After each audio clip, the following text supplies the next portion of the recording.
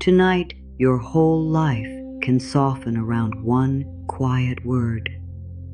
Not a loud word, not a word you have to prove, not a word that asks you to pretend everything is easy. It is a small word, almost lighter than breath, and you do not need to say it yet. For now, you can rest near it. You can come close to the place inside you that has been saying no to rest because there was too much left to manage, too much to understand, too much to prevent, too much to carry into tomorrow.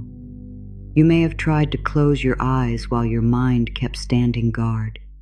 You may have placed your body in bed while your thoughts continued walking through every room of your life, checking the doors, reviewing the conversations, counting the risks, preparing for what had not happened. Tonight, nothing is being taken away from you. You are not being asked to stop caring. You are not being asked to become careless. You are not being asked to hand your life to chance. You are being invited to discover that care can remain even when strain begins to leave. Love can remain even when control loosens. Wisdom can remain even when the mind is no longer repeating the same problem from every possible angle. There is a kind of effort that helps. There is also a kind of effort that only keeps you awake. You know the difference, even if you have not always had words for it. Helpful effort has a clear place to go. It makes the call. It writes the message. It keeps the promise. It asks for help. It takes the next honest step. The other kind circles. It checks what has already been checked. It rehearses what cannot yet be known. It tries to live tomorrow before tomorrow arrives.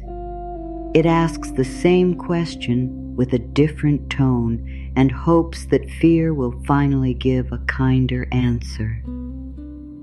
That circling has been tiring you, not because you are weak, because you have been trying to do the work of the night with the tools of the day. The day is for choosing, speaking, moving, answering, repairing, planning, and acting. The night has another purpose. The night does not demand that every loose end be tied. It does not ask for a final decision from a tired mind.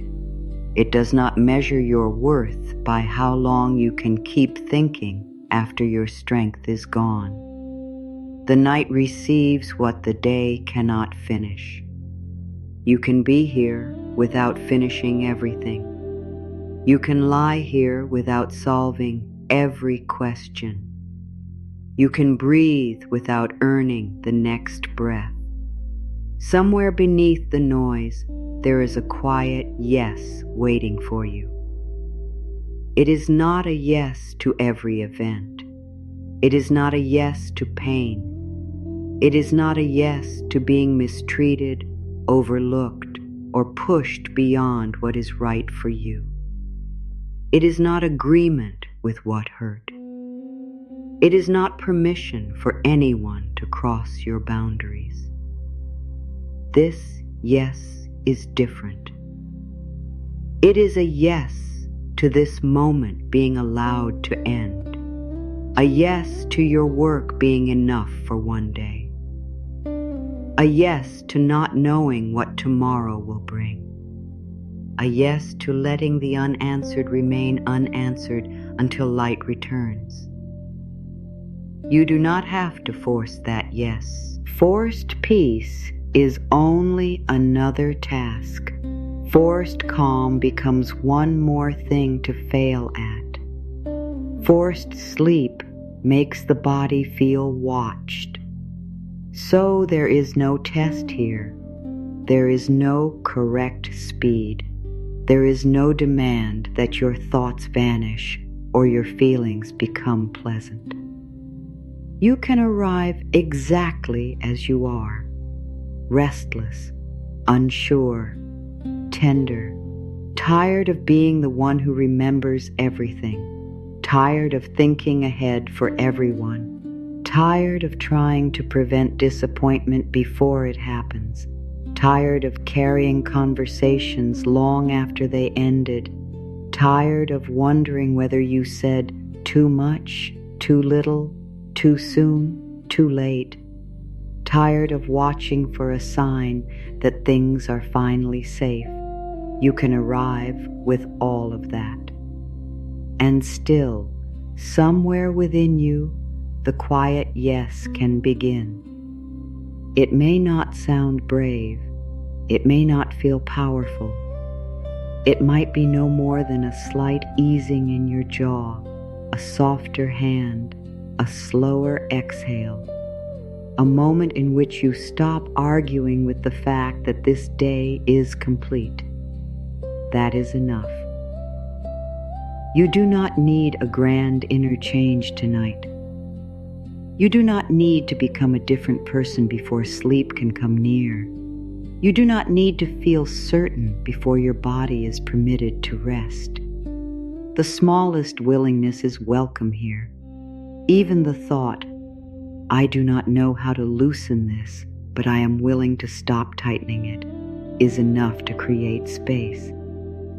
You have tightened around many things without realizing it.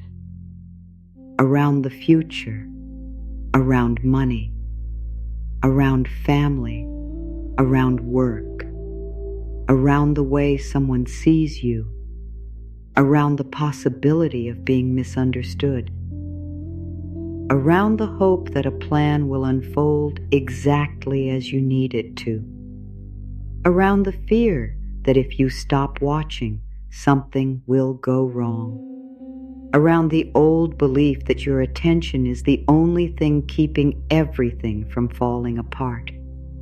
You may carry your days with invisible hands that never close. One part of you is answering the person in front of you. Another part is reviewing what happened yesterday. Another is preparing for a problem next week. Another is wondering whether someone is upset. Another is making a list. Another is checking the list. Another is afraid you forgot something that was never written down. This is how a tired mind can remain busy even in a quiet room. It is not always loud. Sometimes the grip looks responsible. It looks like reading the same message 3 times before sending it, then reading it again after it is sent. It looks like watching someone's face for the smallest change and trying to work out what it means. It looks like adding one more task before you rest because stopping feels less safe than continuing. It looks like checking the time during the night and calculating how much sleep is left. It looks like making plans for every possible outcome so no outcome can surprise you. It looks like keeping your phone close because there might be news. It looks like answering quickly so no one thinks you do not care. It looks like delaying an honest boundary because you are trying to manage the other person's reaction before they have even had it. It looks like fixing what was not yours to fix. It looks like saying yes while your whole body is asking for space. It looks like doing more than was asked because you fear that ordinary effort will not be enough. It looks like carrying the emotional weather of the people around you and believing it is your job to keep every sky clear. It looks like explaining yourself long after your truth was already clear. It looks like replaying a conversation at night and creating better answers for a moment that has passed. It looks like imagining what they might be thinking, then responding inside your mind to words they have never spoken. It looks like trying to earn peace by reaching the end of a list that keeps growing. You may call some of this preparation. Some of it is preparation, and some of it is fear expressed as productivity. There is no shame in that. Fear can look productive because productivity matters to you. It can sound like duty. It tells you that one more check will bring certainty, one more plan will bring safety, one more hour of thought will bring the answer. Then another hour passes. The answer does not come. Only the tiredness deepens. You may have lived through times when being watchful truly mattered. You may have learned that moods could change quickly, promises could be broken, plans could disappear, or peace could be interrupted without warning. You may have become skilled at reading the room before anyone else knew there was something to read. That skill may have protected you. It may have helped you avoid conflict. It may have helped you care for others. It may have helped you survive seasons in which there was very little room for your own needs. But a skill that once protected you can remain inactive long after the moment has changed. The mind can keep scanning even in stillness. The body can keep preparing even when nothing is being asked of it.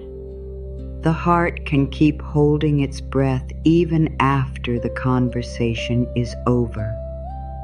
This does not mean anything is wrong with you. It means some part of you has been loyal to an old assignment, an assignment to anticipate, an assignment to prevent, an assignment to carry, an assignment to keep everyone steady, an assignment to make sure nothing is forgotten, an assignment to remain strong enough that no one has to worry about you. Tonight, you are not firing that loyal part of you. You are not criticizing it. You are not demanding that it disappear. You are speaking to it with respect. You are saying, "You have worked hard. You have tried to help. You do not have to work every hour." That is the beginning of the quiet yes.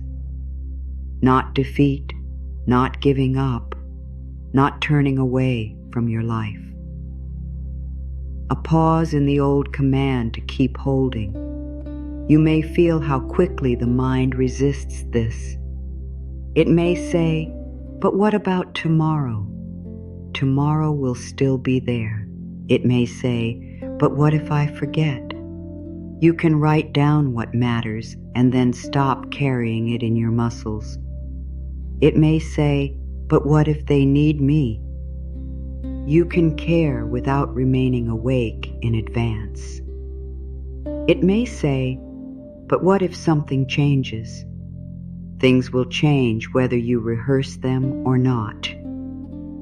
It may say, "But I need an answer." You may need an answer. You may not need it tonight. These are not commands. They are openings. You can take the one that feels true and leave the rest for another night. The quiet yes does not rush you. It waits without pressure.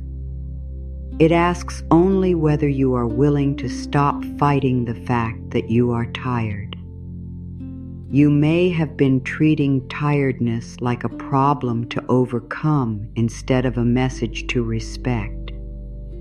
You may have praised yourself for pushing through and then wondered why rest did not come easily. You may have believed that stopping meant losing momentum, becoming lazy, falling behind, disappointing someone, or facing thoughts you were able to avoid while busy. So you kept moving. You filled the gaps. You answered one more thing. You watched one more video. You checked one more time. You looked for one more sign. You made one more promise to yourself about how tomorrow would be different. Then tomorrow arrived, carrying the same unfinished need for rest. This pattern can become so familiar that you stop seeing it as a pattern. It becomes the way evening feels. The room grows quiet, but your inner world becomes louder.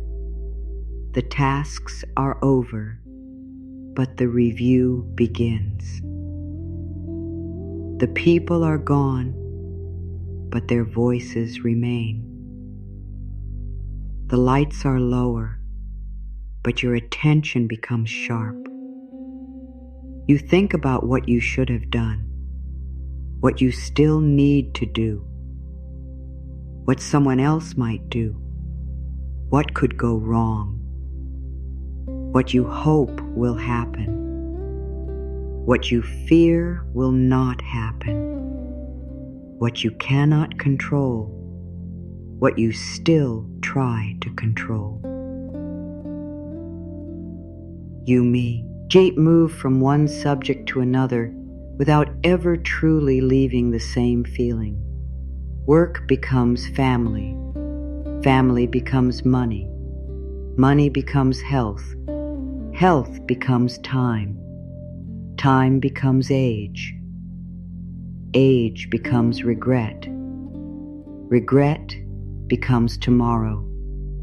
Tomorrow becomes a place your mind tries to reach before your body has rested enough to enter it. The subjects change. The grip stays the same. Sometimes it is not even a thought. It is a readiness, a tightness behind the eyes, a shoulder that will not fully drop, a hand resting closed, a tongue pressed against the roof of the mouth, a breath that starts but does not finish, a chest waiting for news, a belly holding a question, legs that feel as though they should get up and do something, even when there is nothing useful to do. Your body may have learned the language of unfinished business. It may speak that language long after you stop speaking aloud. Tonight, you do not have to silence it. You can listen without obeying every signal. You can say, I hear that you are preparing. You can say, I know you want to protect me. You can say, nothing more is required in this moment. You can say, we can continue tomorrow. You may not believe those words fully at first. Belief is not required. Willingness is enough. A quiet yes can exist beside doubt. A quiet yes can exist beside sadness. A quiet yes can exist beside anger. A quiet yes can exist while the mind still asks questions. It is not the absence of feeling. It is the end of forcing feeling to leave before rest is permitted. You have been trying to create inner peace by controlling inner experience. You may have told yourself not to think, not to worry, not to feel upset, not to remember, not to care so much. But the mind often holds more tightly when it is ordered to stop. The heart often speaks louder when it believes it is not welcome. The body often stays alert when rest becomes a demand. So tonight is different. Every feeling can be present. Every thought can lower its voice in its own time. Every unfinished question can remain unfinished. You are not required to resolve your whole inner experience before you rest. You can rest among what is unresolved. This may be new. You may be more familiar with peace that depends on conditions. Peace when everyone is happy. Peace when the money is settled. Peace when the answer comes. Peace when the test is over. Peace when someone apologizes. Peace when the result is known. Peace when your plan works. Peace when you have done enough to silence criticism. Conditional peace always stays just beyond reach because life keeps moving. One concern ends and another appears. One answer arrives and creates a new question. One responsibility is completed and another takes its place. If peace must wait until nothing is uncertain, peace will always be waiting. The quiet, yes, offers another way. It does not say that uncertainty is pleasant. It says you do not have to wrestle it all night. It does not say that every outcome will be what you prefer. It says you can meet tomorrow with more of yourself if you stop spending tonight in advance. It does not say your responsibilities are unimportant. It says responsibility has hours and rest belongs among them. It does not say that action is unnecessary. It says action becomes clearer when panic is no longer making every choice. There are things you can do. There are things you cannot do yet. There are things that are not yours to do. The grip blurs those lines. It makes every concern feel immediate. Every possibility feels like an assignment. Every emotion feels like evidence. Every delay feels like danger. Every silence feels like rejection. Every change feels like a warning. Every mistake feels permanent. Every unknown feels personal. You have lived under that pressure for long enough.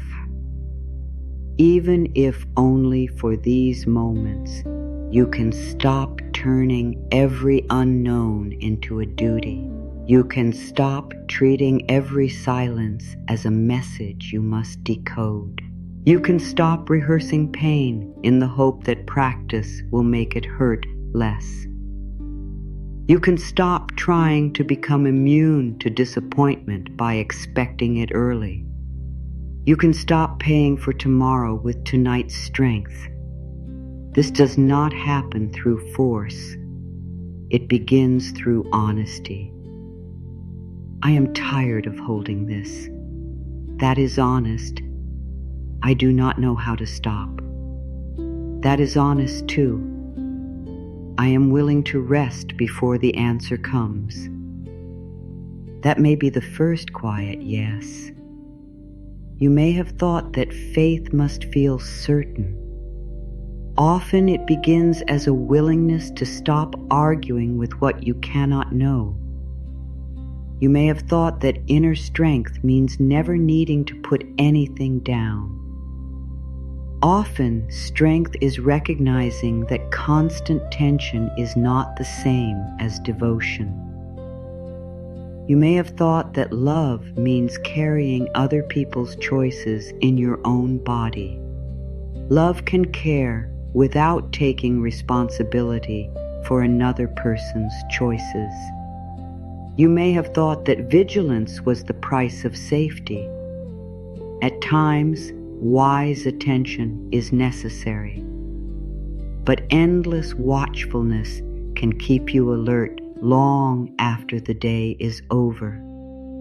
You deserve a night, a real night, not an extension of the workday, not hours spent judging old conversations, not hours spent planning every possible future, not a place where you measure your worth against what remains undone. A night in which your existence is enough, a night in which breath is enough, a night in which you do not have to produce a better version of yourself before you are worthy of sleep. You may still hear thoughts passing through. Let them pass at their own pace. You may still feel the pull to solve. You do not have to follow every pull. You may still remember something important. Write it down if needed, then return. You may still feel a rise of emotion. It can move without becoming a command. You may still want certainty. You can want it without pretending you have it. The quiet yes is not a performance.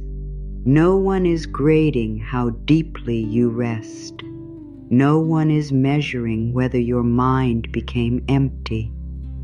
No one is asking you to prove spiritual strength by feeling peaceful on demand. You are here to become a little less responsible for the whole universe. Only a little. Only for now.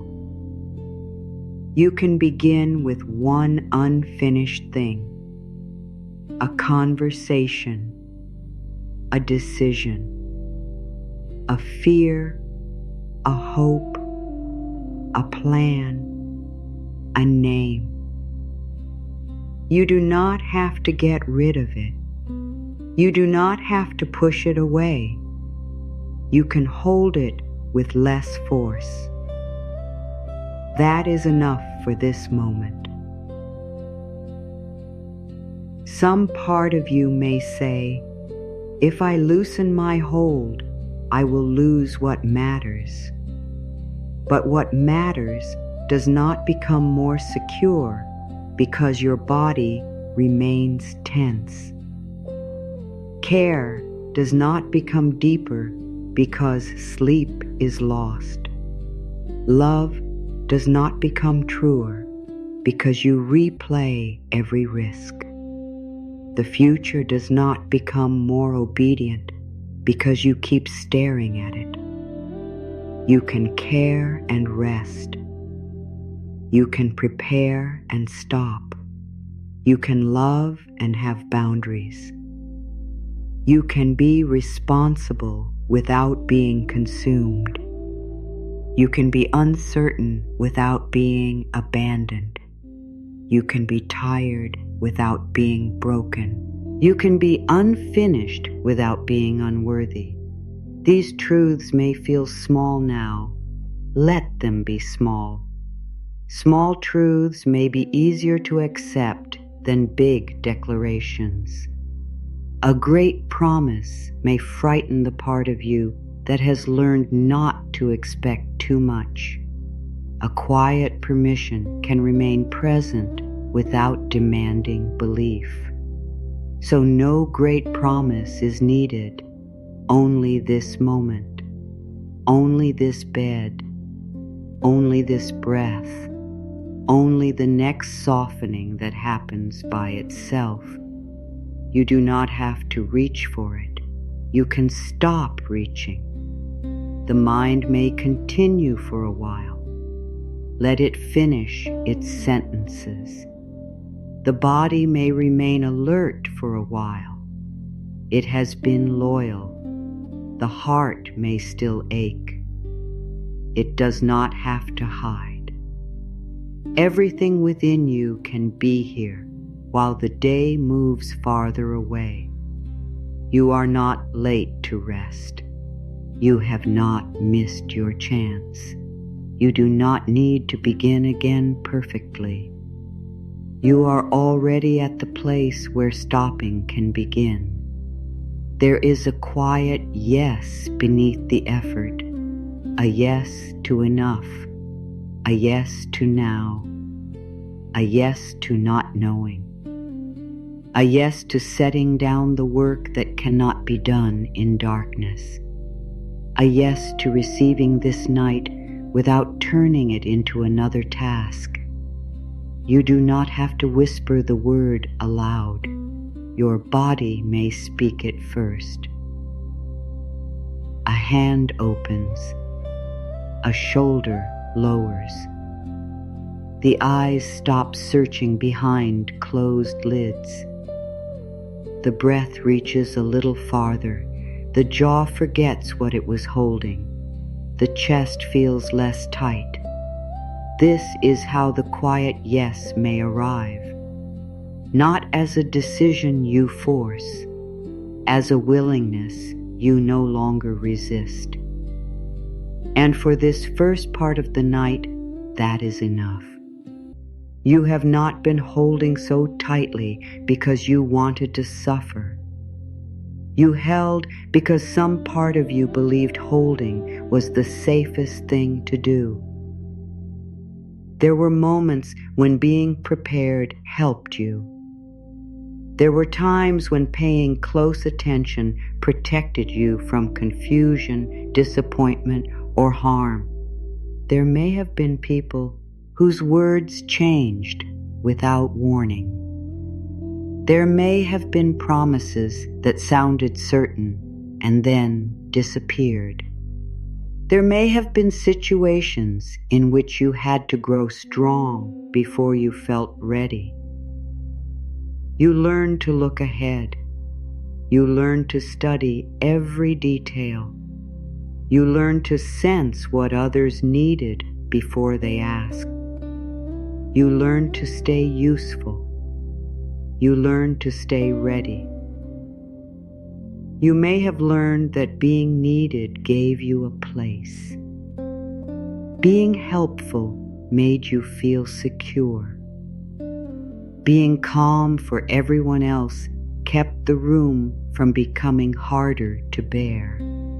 So you became the one who remembered, planned, checked, carried, and continued.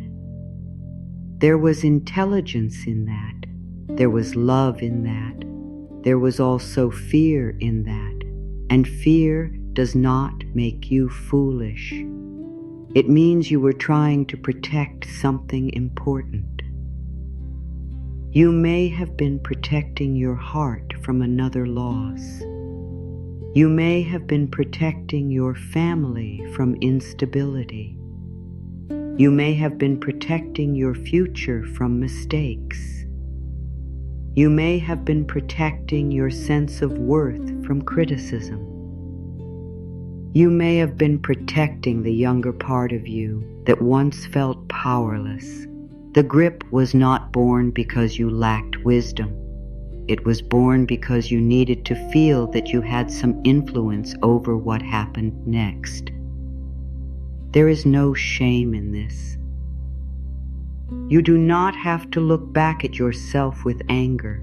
You do not have to judge all the years when rest felt impossible. You do not have to call yourself weak because your mind learned to expect trouble. You do not have to blame yourself for using the tools you had.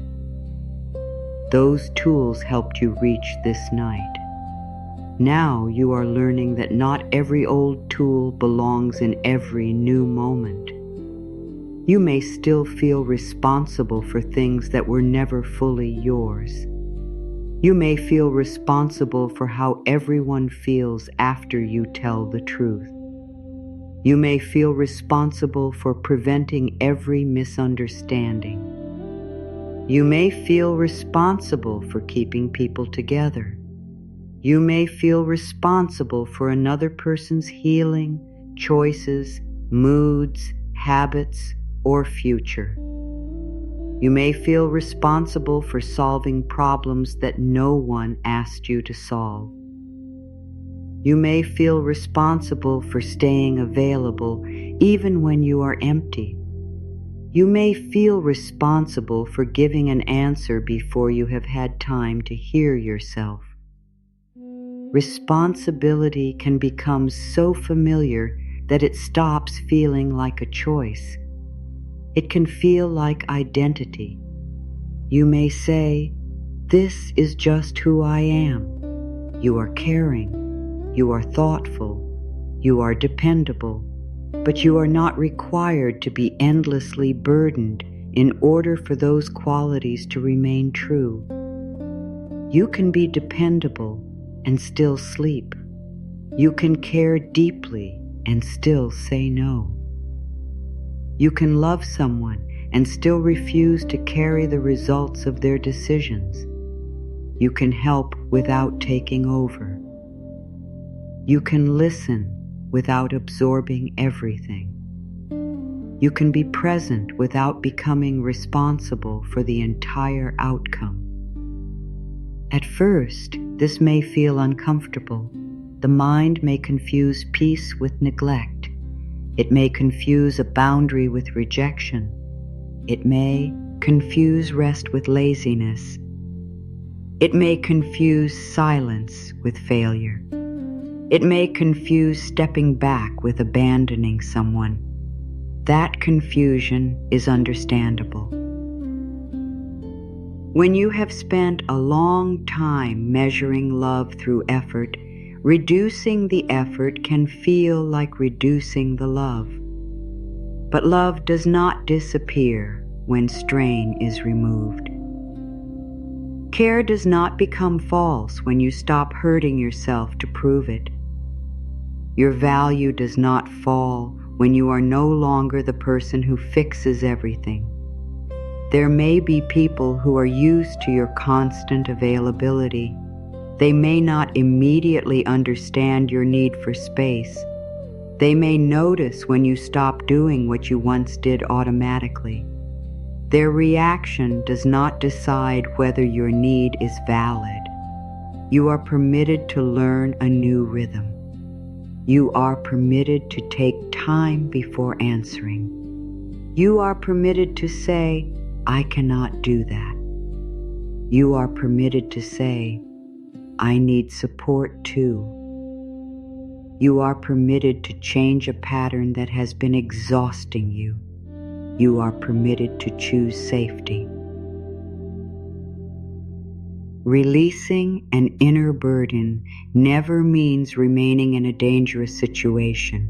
It never means accepting abuse, ignoring serious symptoms, or pretending that practical help is unnecessary. Some burdens need trusted support, medical care, counseling, legal advice, community resources, or protection. Seeking real help is not a failure of faith. It is an act of wisdom. You do not have to face everything alone. Tonight's words are not here to replace the support you need in daily life. They are here to remind you that you deserve support and that rest can belong beside responsible action. You can take a real step tomorrow. You can make an appointment. You can speak to someone safe. You can ask a clear question. You can leave a harmful place. You can write down what has happened. You can seek guidance. And tonight, you can stop trying to perform all of tomorrow's actions inside your mind. Thinking about an action is not always the same as taking it. Sometimes the mind repeats a problem because repetition feels like movement, yet no new step is being taken. The body becomes tired while the situation remains where it was. You may have spent hours preparing words you never needed to say. You may have answered questions no one asked. You may have defended yourself in conversations that existed only in your imagination. You may have created painful endings before the real moment arrived. You may have mistaken this preparation for protection. It gave you the feeling that you would not be caught unaware. But being prepared for pain does not always reduce pain. Sometimes it makes you experience the pain many times instead of once. You deserve freedom from that repetition. You deserve to meet each moment when it arrives, rather than living through every possible version in advance. This is not carelessness. It is a return to what is real. What is real now, your body is here. The day has ended. There is no conversation happening. Hang in this room unless you begin one in your mind. There is no future event taking place in this exact moment. There may be real concerns. There may be tasks waiting. There may be decisions that matter, but they are not all happening now. The mind may present 10 problems at once, even though life will only ask you to meet them one moment at a time. You do not have to carry 10 moments in one breath. Only this breath is here. Only this resting place is here. Only this part of the night is asking for your attention. Your mind may still travel. That is what minds do. You do not need to punish it for moving. You can recognize the movement and stop treating every thought as an instruction. A thought about tomorrow is not tomorrow. A fear about an outcome is not the outcome. A memory of pain is not the same event happening again. A feeling of urgency does not always mean immediate action is required. You can learn to separate the signal from the command. The signal may say, "This matters." The command may say, "Stay awake until it is solved." You can respect what matters without obeying the command. You can say, "I know this is important. I will return to it when I have more strength."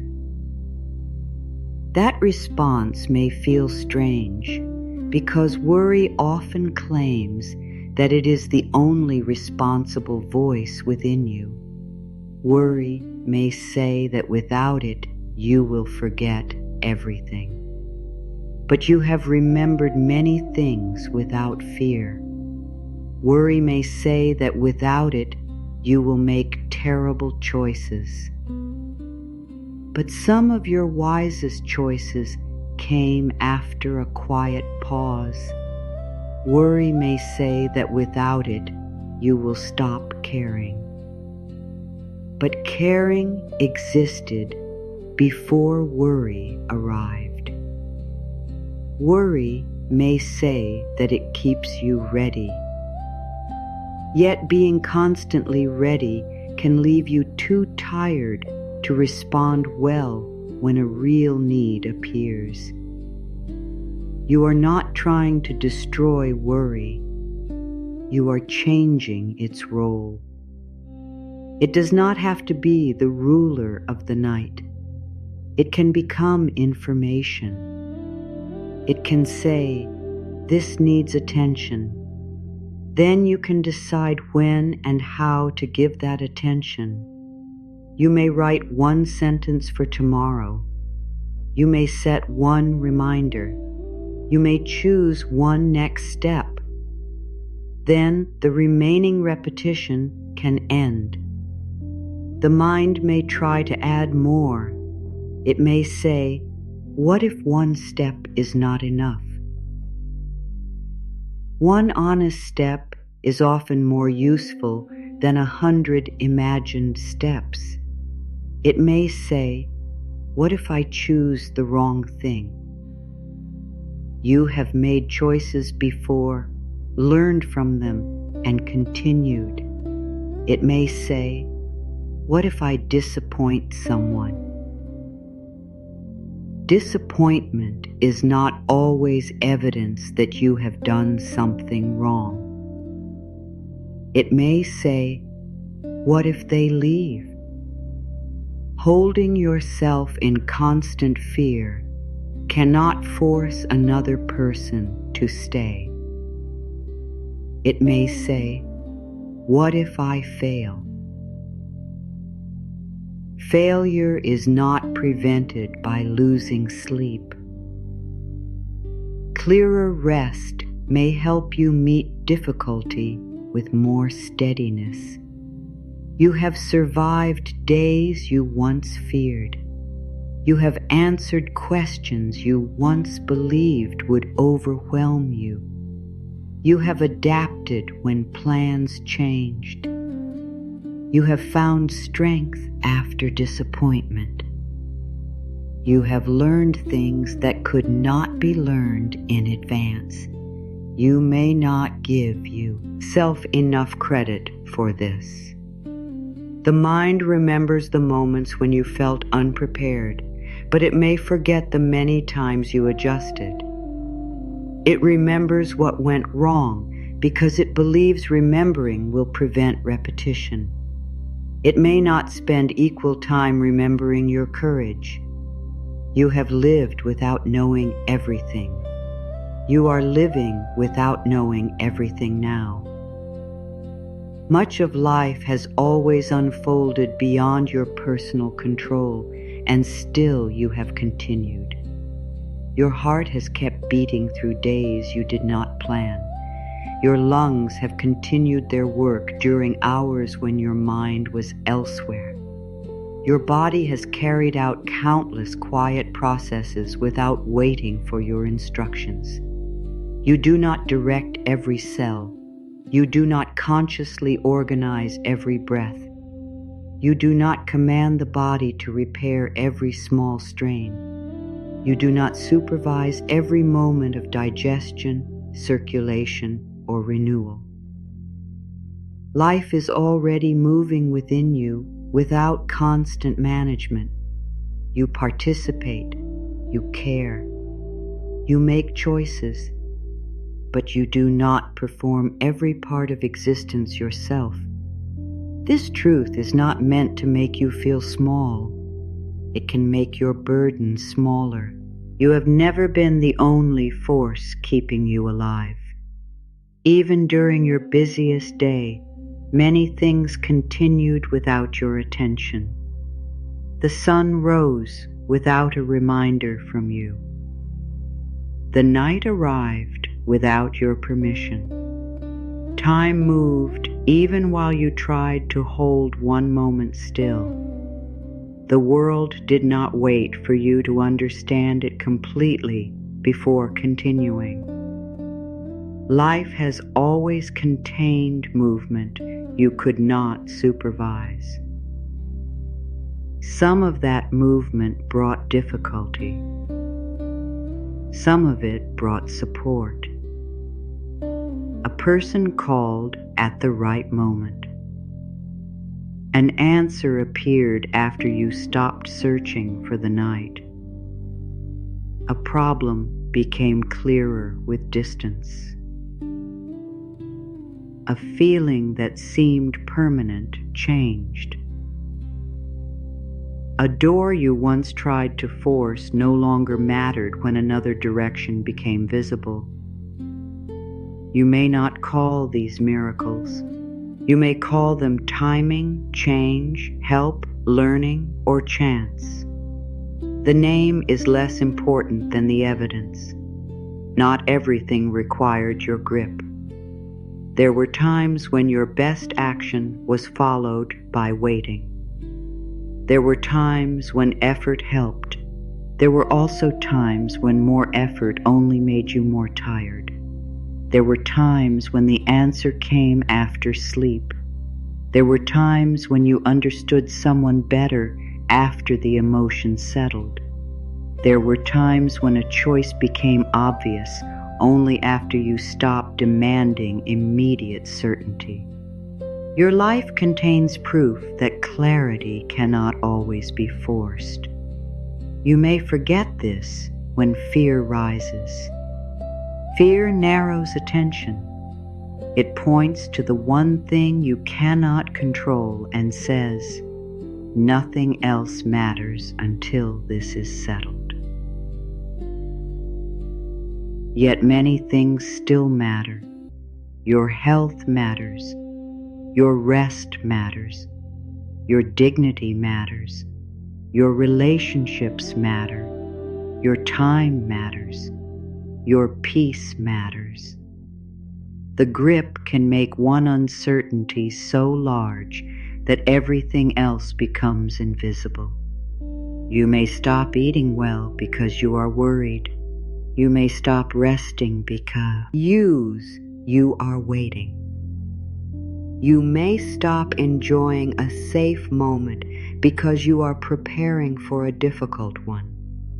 You may stop hearing the people who are present because your mind is with someone who is absent.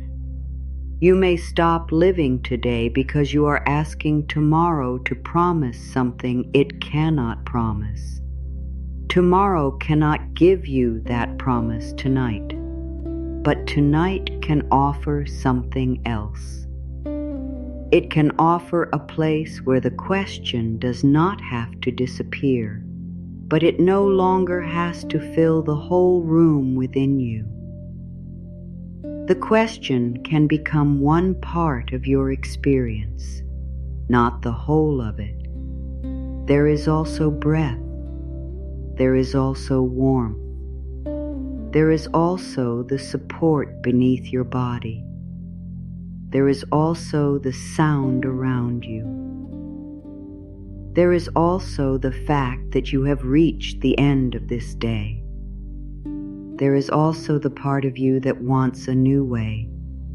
That part may be quiet. It may have been ignored because fear speaks faster. But quiet does not mean powerless. The deepest truths within you may not shout. They may come as a small understanding. I cannot solve this tonight. I have done what I can. I need help. I need rest. I can wait. I can choose tomorrow. These statements do not remove every concern. They create a boundary around the concern. The problem is no longer permitted to take every hour. It may have tomorrow morning. It may have a conversation. It may have an appointment. It may have a page in your notebook. It may have a clear action. It does not need your entire night. You may have believed that love requires constant mental attention. If you stop thinking about someone, even for sleep, you may feel disloyal. But your love does not vanish when your mind rests.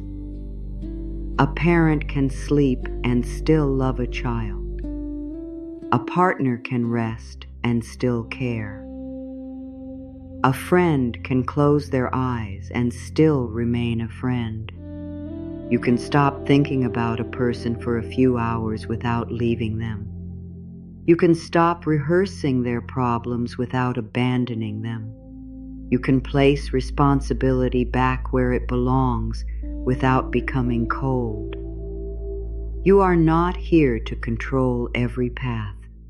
You are here to live your own life with honesty and care. That includes recognizing where your power ends. You can offer truth. You cannot force someone to hear it. You can offer love. You cannot force someone to receive it. You can make a request. You cannot control the answer. You can prepare well. You cannot control every result. You can apologize. You cannot decide how quickly another person heals. You can forgive. You do not have to return to harm. You can wish someone well. You do not have to carry their life inside your body. These boundaries can feel painful because they reveal the limits of effort. You may prefer a world where enough love can guarantee every outcome. But love is not control. Care is not control. Devotion is not control. There is dignity in doing your part and then admitting that. The rest is not yours. This admission may bring grief. You may feel sadness for all the times you tried harder because you believed the right amount of effort would change another person. You may feel sorrow for the years spent proving your worth. You may feel anger that you were given responsibilities too early. You may feel tired when you realize how long you have been carrying more than your share. These feelings are welcome. You do not need to turn them into another problem. Grief can be present without becoming a life sentence. Anger can speak without deciding every action. Tiredness can be honored without shame. You may place a hand near your heart or let your arms rest where they already are. There is no required position.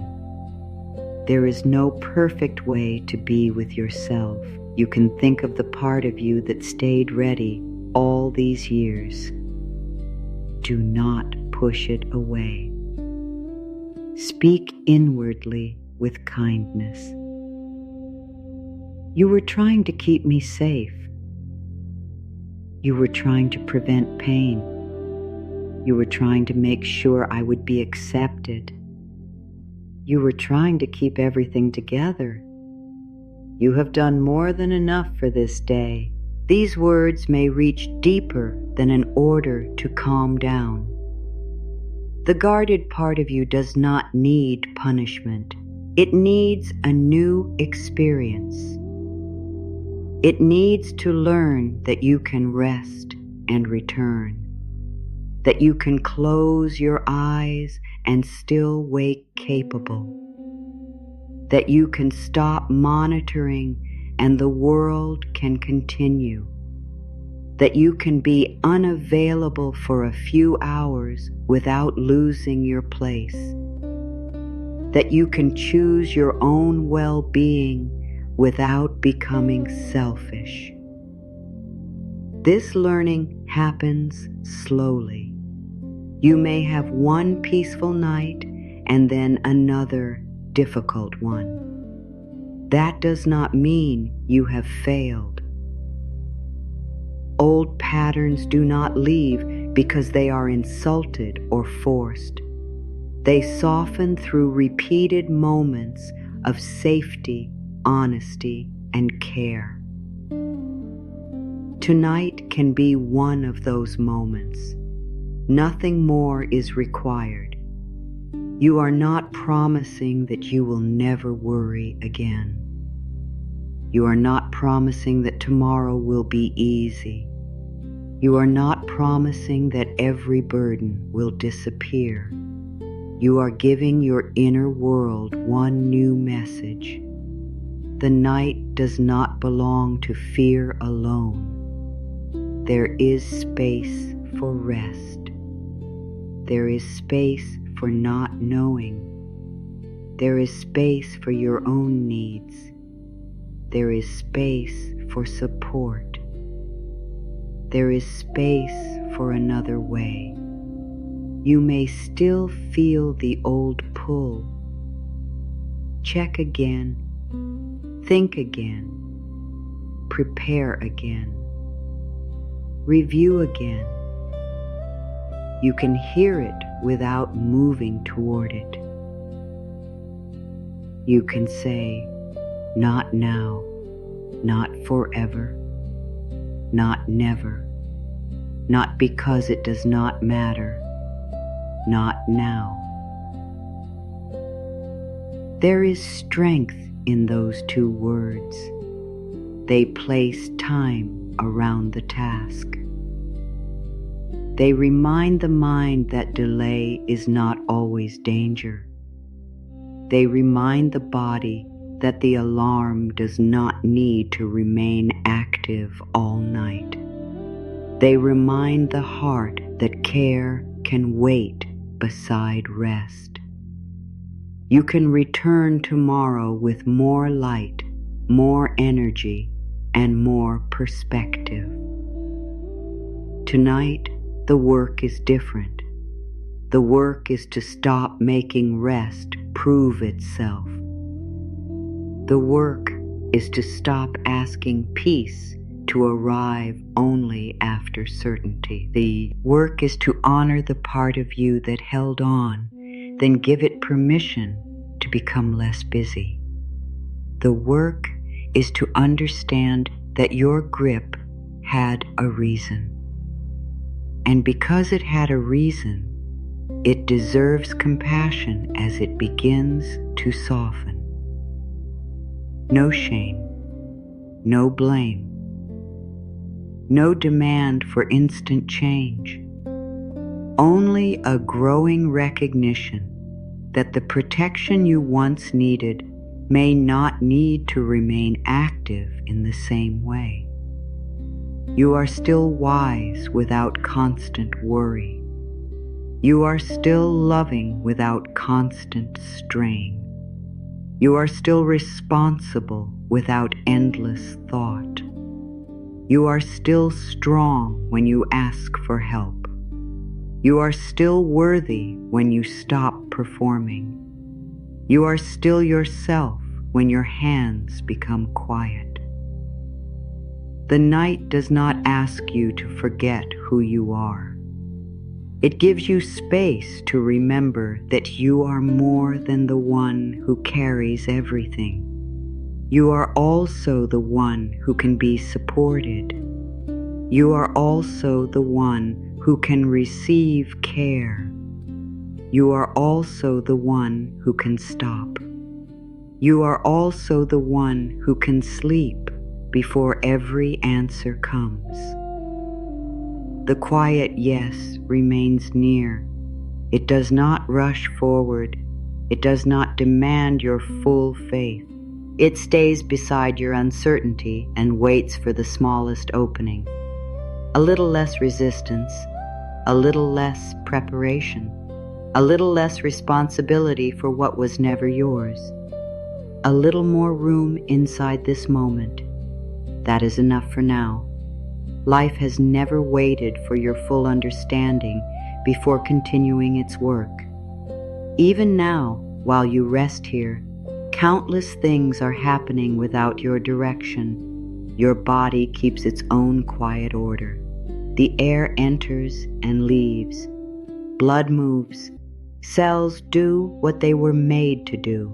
Sounds appear and fade. The night deepens without asking whether you are ready. You are part of life. You are not required to operate all of it. This may sound obvious, yet the mind often lives as though everything depends on its attention. It may act as if looking away will cause loss. It may act as if resting will interrupt some unseen process. It may act as if worry is a rope tied around what matters, keeping it close. But worry does not hold people in place. It does not stop time. It does not make every decision turn out well. It does not keep the future from changing. It only keeps your body working through moments that have already ended. You may have called this loyalty. You may have called it responsibility. You may have called it being prepared. There were times when those names were true. There were also times when fear wore those names because it knew you would listen. Fear often speaks in the voice of duty. It tells you that if you care, you must keep thinking. If you love, you must keep watching. If something matters, you must remain tense. If the answer has not arrived, you must keep searching. Yet life does not ask the river to stare at the ground ahead before it moves. It moves because movement belongs to it. It does not know every turn before reaching it. It does not demand a complete map before continuing. It meets what comes. This is where your one image for tonight begins to come closer. A river moves across the land. For a long distance, it knows the shape beneath it. It follows the earth. It bends around what cannot be moved. It passes through narrow places and wider ones. It carries what has fallen into it. It keeps going. Then the land changes. The river reaches an edge. There is no path forward that looks like the path behind. The water cannot remain where it is and still continue. It cannot climb backward into an earlier place. It cannot make the edge disappear. It cannot hold itself above the open space and remain a river. At the edge, movement becomes something new. The water falls. You may think of falling as failure. You may think of losing control as losing your way. You may think of the moment when the known ground ends as the moment when everything becomes unsafe. But the water does not become less itself at the edge. It becomes visible in another form. It does not stop being water because it can no longer move as it moved before. It does not break because the earth drops away. It changes shape. It enters the open space. It moves downward. It gathers sound. It catches light. It becomes beautiful in the exact place where holding is impossible. The river does not cling to the cliff. It does not stop at the edge and argue with the height. It does not try to keep every drop in the same position. It does not call the fall a mistake. It goes where the land opens. You may have reached edges in your own life.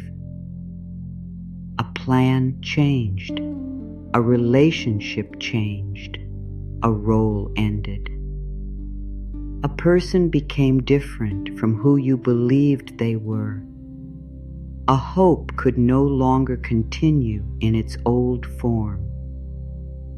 A version of you that once survived everything began to feel exhausted. You may have stood at those edges and tried to remain the same.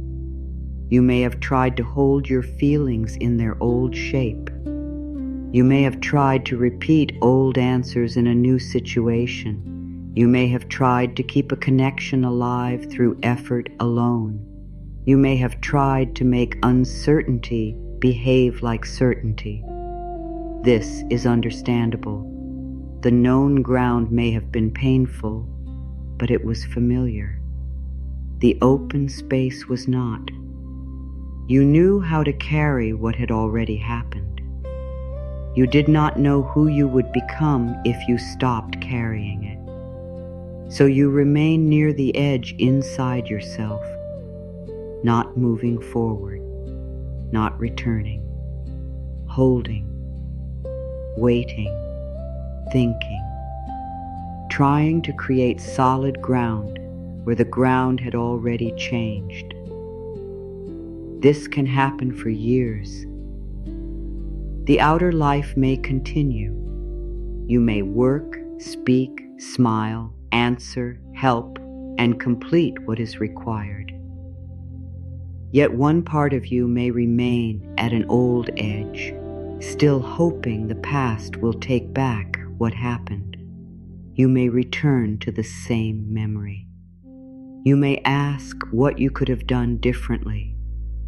You may imagine a conversation in which everything is repaired. You may wait for someone to become who they once promised to be. You may wait for an apology that would make the whole experience easier to carry. You may wait for proof that your effort was not wasted. You may wait for a sign that it is finally safe to move. There is compassion for that waiting. You were not refusing life. You were trying to avoid another loss. Moving forward can feel like admitting that the old form will not return. Resting can feel like admitting that your effort has reached its limit. Setting something down can feel like saying it did not matter. But what mattered does not become meaningless when its form changes. The river does not erase the land it crossed when it reaches the edge.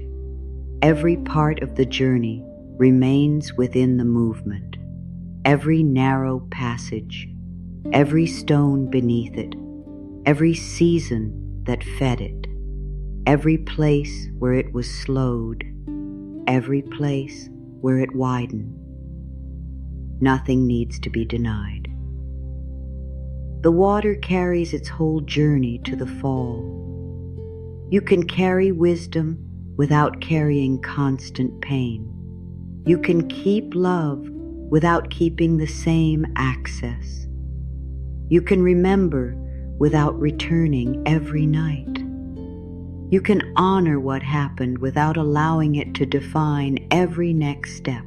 You can value the past without asking it to become the future. This is not forgetting.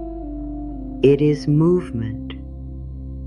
The mind may say, if I stop holding this, I am saying it was acceptable.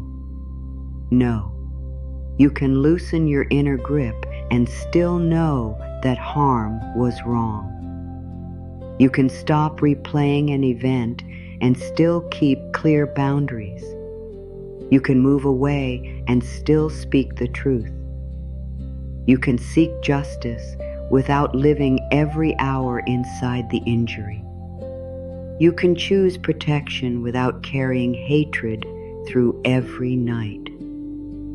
Some experiences require practical action. Some require support, documentation, treatment, distance, or professional guidance. Inner softening does not replace any of those things. It may help you take them with greater clarity. The river does not deny the edge. It meets it.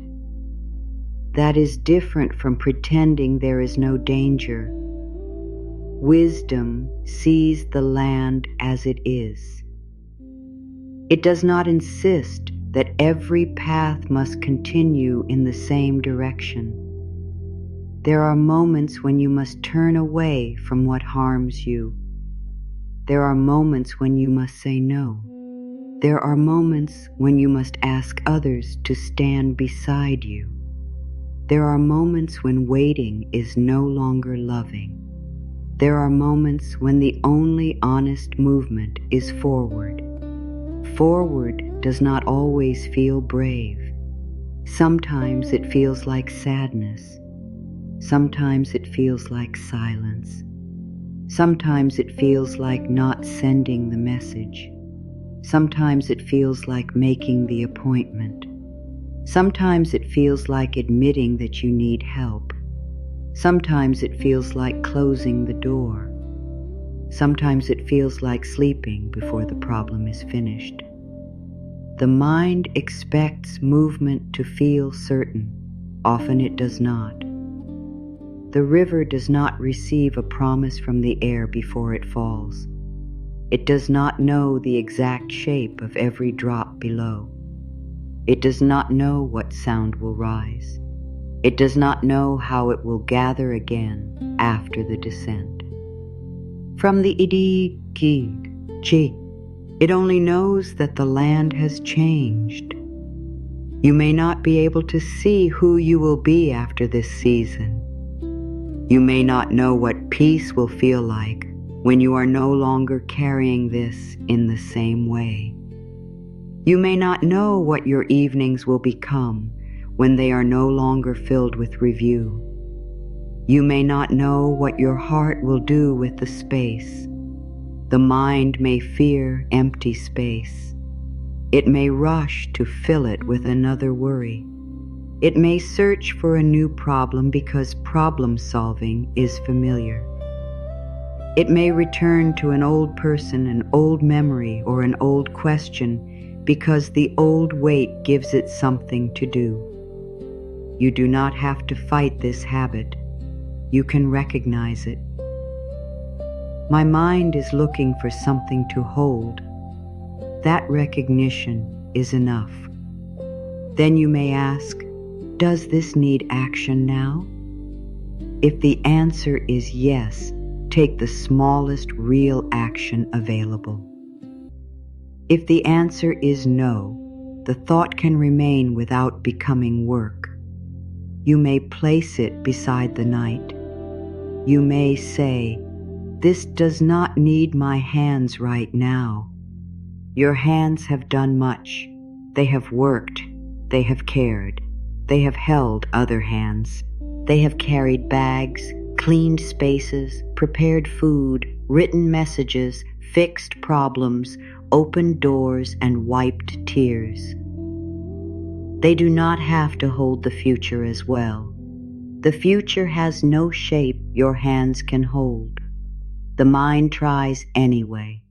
It grips images. It grips plans. It grips expectations. It grips the hope that one exact outcome will finally make everything feel safe. But safety built on one outcome is fragile. If the plan changes, fear returns. If the person changes, fear returns. If the timing changes, fear returns. A deeper steadiness begins when you know you can meet life, even when the form is different from what you hoped. This is not easy certainty. It is a growing relationship with your own ability to respond. You do not have to know everything. You need access to yourself. Worry often takes that access away. It fills every inner space with noise. It makes you react to imagined events before real events arrive. It uses tomorrow's energy tonight. Then morning comes, and you feel less prepared because you have not rested. This is why rest is not avoidance. It is part of wise preparation. A mind that has paused can see more. A body that has rested can speak more clearly. A heart that is not being forced can recognize what is true. You may not wake with a perfect answer. You may wake with enough strength to take one step. One step is how real life moves, not through endless inner rehearsal, through the next honest act. You do not need to solve the whole descent from the top of the fall. The water meets each part as it moves. It does not divide itself into committees. It does not hold a meeting about every drop. It does not stop in the air to reconsider the decision. It moves according to its nature. Your nature is not endless tension. Your nature includes effort, but it also includes sleep. It includes thought, but it also includes silence. It includes care, but it also includes receiving care. It includes action, but it also includes waiting. It includes grief, but it also includes renewal. You may have lived as if only the active parts were valuable: doing, giving, fixing, answering, planning, protecting. The quieter parts are valuable too: listening, pausing, sleeping, receiving, changing your mind, asking for help, not knowing. These are not empty spaces in life. They are part of life.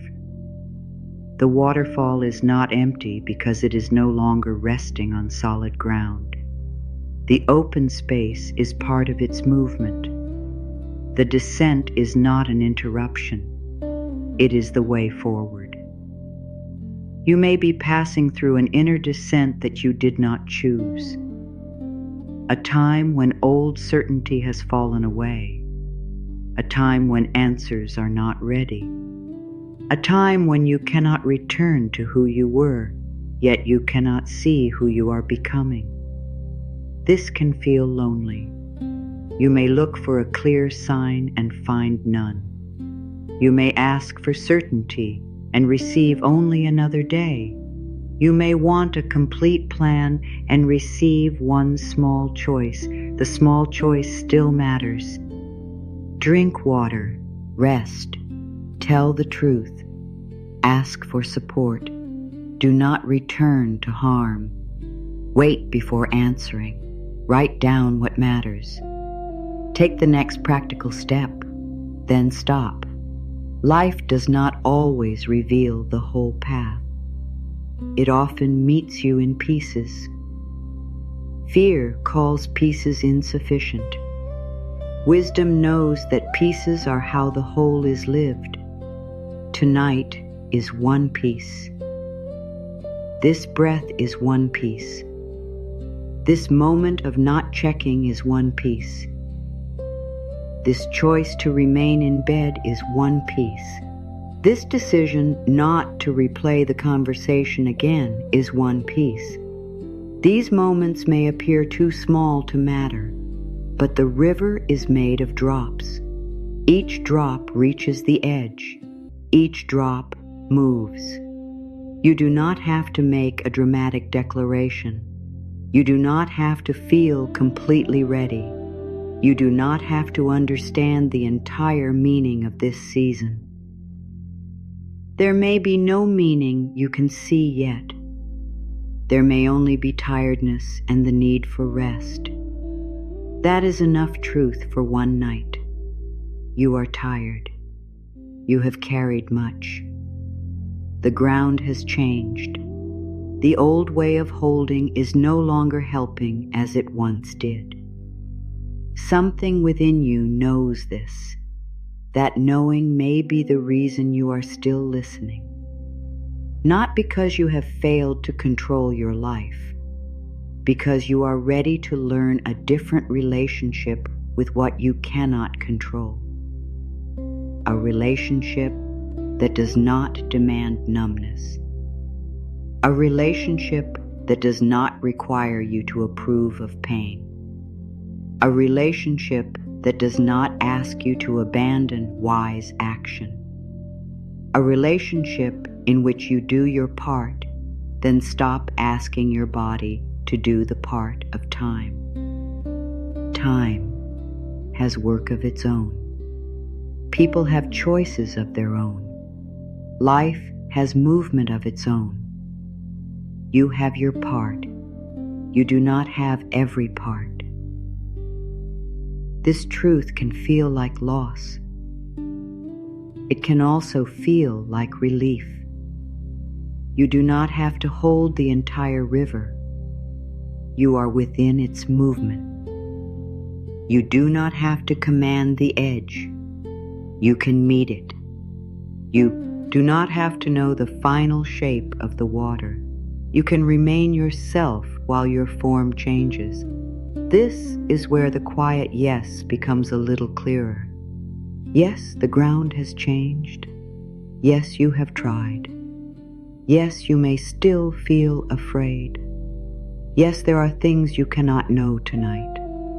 Yes, life can continue without your constant pressure. Yes, you can pause before the answer. No part of this requires a loud voice. A quiet yes is enough. It does not promise that the fall will feel easy. It says you no longer need to spend the whole night clinging to the edge. You can remain where you are for this breath, then for the next. The movement does not need to be forced. The river has already reached the place where the old form begins to change. Your only work now is to stop pretending you must hold every drop in place. You may still feel resistance. Let it be present. Resistance is often fear asking for kindness. You can answer it without returning to the old struggle. I know you are afraid. I know you want solid ground. I know you want a promise. I do not have every promise. I am still here. Those words may be enough to bring you back to yourself. You are still here. Not at the end of your story, not beyond help, not required to know everything. Here, breathing, listening, becoming less busy inside. The water does not disappear when it moves over the edge. It becomes the waterfall. You do not disappear when control loosens. You remain. Your wisdom remains. Your dignity remains. Your ability to choose remains. Your right to seek help remains. Your love remains. Only the demand to control every movement begins to lose its place. For now, rest beside that truth. You have done what you could with the ground you had. The next movement does not need to look like the last one. You are permitted to change shape. You are permitted to move differently. You are permitted to enter this night without carrying every answer with you. The edge is not asking you to become fearless. It is asking you to stop making fear your only guide. The quiet yes is still here, closer now, steady, unhurried, waiting within you, not a yes to pain, not a yes to harm, a yes to movement, a yes to the end of this day, a yes to letting life continue beyond your supervision, a yes to being carried through the part you cannot yet see. You do not have to make the water fall. The movement has already begun. The river has traveled farther than the part of it standing at the edge can understand. Rain has fed it. Hidden springs have joined it. Small streams have entered from places it never saw. The land has guided it through turns it did not choose. Stones have changed its direction without stopping its journey. By the time it reaches the cliff, it is not beginning, it is continuing. This matters tonight. You may believe that resting means nothing is happening. You may believe that if you are not actively pushing, planning, checking, or deciding, your life has stopped moving. Yet much of your journey has always continued beneath what you could see. A conversation may be settling in another person's mind. A decision may be becoming clearer within you. Your body may be recovering from the demands of the day. A feeling may be moving through its natural course. An answer may be forming slowly without announcing itself. A situation may be revealing what effort could not force it to reveal. Movement is not always loud. It does not always look like progress from the place where you are standing. At the top of the waterfall, the river cannot see its full beauty. It only knows that the earth beneath it is ending. From that place, the descent may appear like loss. The familiar support is gone. The old direction cannot continue. The water cannot stay in the same shape. If the river had a mind like yours, it might ask many questions. What will happen when I leave this edge? Will I remain whole? Will I lose myself? Will I be scattered? Will there be solid ground below? Will I regret moving? Should I have chosen another direction earlier? Could I remain here a little longer? These are the questions that appear when control has reached its limit. They do not mean the movement is wrong. They mean the next part cannot be managed through the same method as the last. There are times for guiding. There are times for choosing.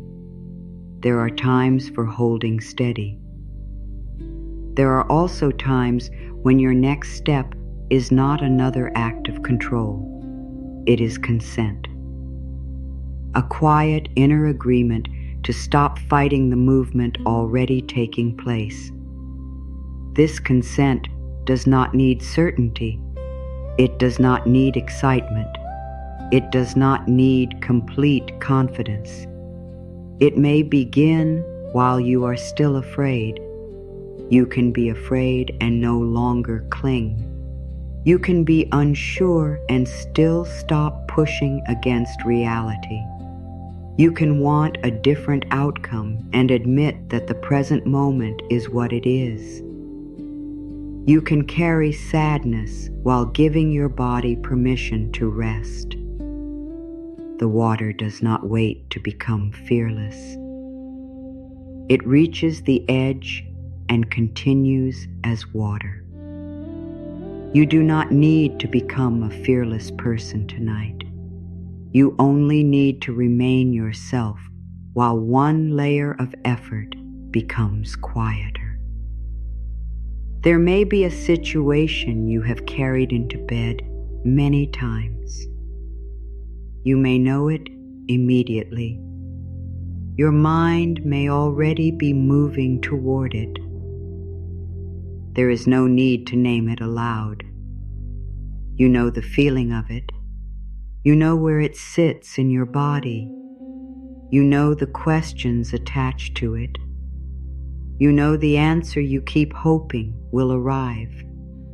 You know how often you have returned to it, looking for a new detail that might give you control. For a moment, Imagine that this concern is not something you must throw away. It is water you have carried to an edge. You do not need to deny where it came from. You do not need to say it was easy. You do not need to claim that it no longer matters. You only need to recognize that carrying it in the same way has brought you as far as it can. The grip cannot take you farther. More repetition will not create new ground. More tension will not build a bridge across every unknown. More self-criticism will not turn the past into something else. More sleeplessness will not make another person choose differently. The old method has reached its edge. This is not failure. It is information. You can respect the effort that brought you here and still choose not to continue it through the night. You can say inwardly, "This has mattered to me." You can say, "I have tried to protect what I love." You can say, "I have carried this as far as I can tonight." Then you may stop. The word stop can sound harsh, but it does not need to be. This is not a slammed door. It is the moment a hand becomes tired of closing. It is the point where effort turns into openness. It is the recognition that some movements happen only after the grip ends. Think again of the river. Before the edge, the water is held by banks. It has sides. It has a visible direction. The land tells it where to go. At the cliff, the banks open. The water is no longer held in the same narrow shape. For a brief passage, there is air around it. Open space. Nothing beneath each drop but movement. This might look like the least supported part of the journey. Yet the water is still governed by something larger than its own effort. It does not need to pull itself downward. It does not need to organize each drop. It does not need to calculate the distance. The movement carries it. You have known moments like this, though you may not have recognized them. A moment when you finally told the truth and could not control what came next. A moment when you asked for help. A moment when you stopped chasing someone's approval. A moment when you made the best decision you could and then had to wait. A moment when you admitted that an ending had already happened inside you. A moment when your body demanded rest after your mind had refused it. These moments placed you in open space. You may have felt unsupported. Still, something carried the hours forward. Breath by breath, day by day, choice by choice. You did not control every part of what followed. You participated in it. This is a softer understanding of strength. Strength is not always holding your position. Sometimes it is staying present while the form changes. It is remaining honest while certainty is absent. It is seeking help instead of pretending you can manage alone. It is sleeping before the answer comes. It is giving tomorrow the work that belongs to tomorrow. You do not have to control the descent to be carried through it. The water falls, but it is not abandoned. The same life that moved through it before the edge moves through it after the edge. Its shape changes. Its nature remains. Your circumstances may change. Your plans may change. A relationship may change. Your role may change. The way you see yourself may change. Still, something true remains within you. Your ability to listen, your ability to choose, your ability to learn, your right to protect yourself, your capacity to begin again, your worth. These do not disappear because the path becomes unfamiliar. You may feel scattered for a time. The waterfall becomes countless drops and streams of light. From one angle, it may appear divided, yet every drop belongs to the same water. You may have days when your thoughts feel scattered. One part of you wants to move forward. Another wants to return. One part is relieved. Another is grieving. One part understands. Another still asks why. You do not have to force these parts into agreement tonight. They can move together without becoming identical. Grief can be present beside hope. Fear can be present beside wisdom. Love can remain beside a boundary. Uncertainty can exist beside one clear next step. You are not broken because more than one feeling is true. You are moving through a change of form. Let the water teach you this. At the edge, it does not keep the perfect shape it had before. Perfection is not required for movement. You do not need perfectly calm thoughts.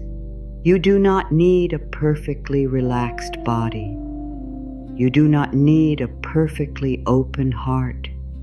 You do not need complete faith.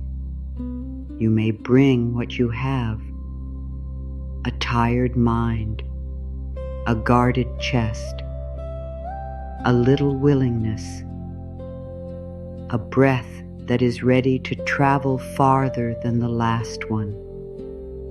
That is enough. The waterfall does not become beautiful because every drop falls in the same line. It becomes beautiful through movement.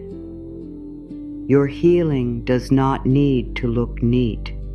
Your growth does not need to follow a straight timetable.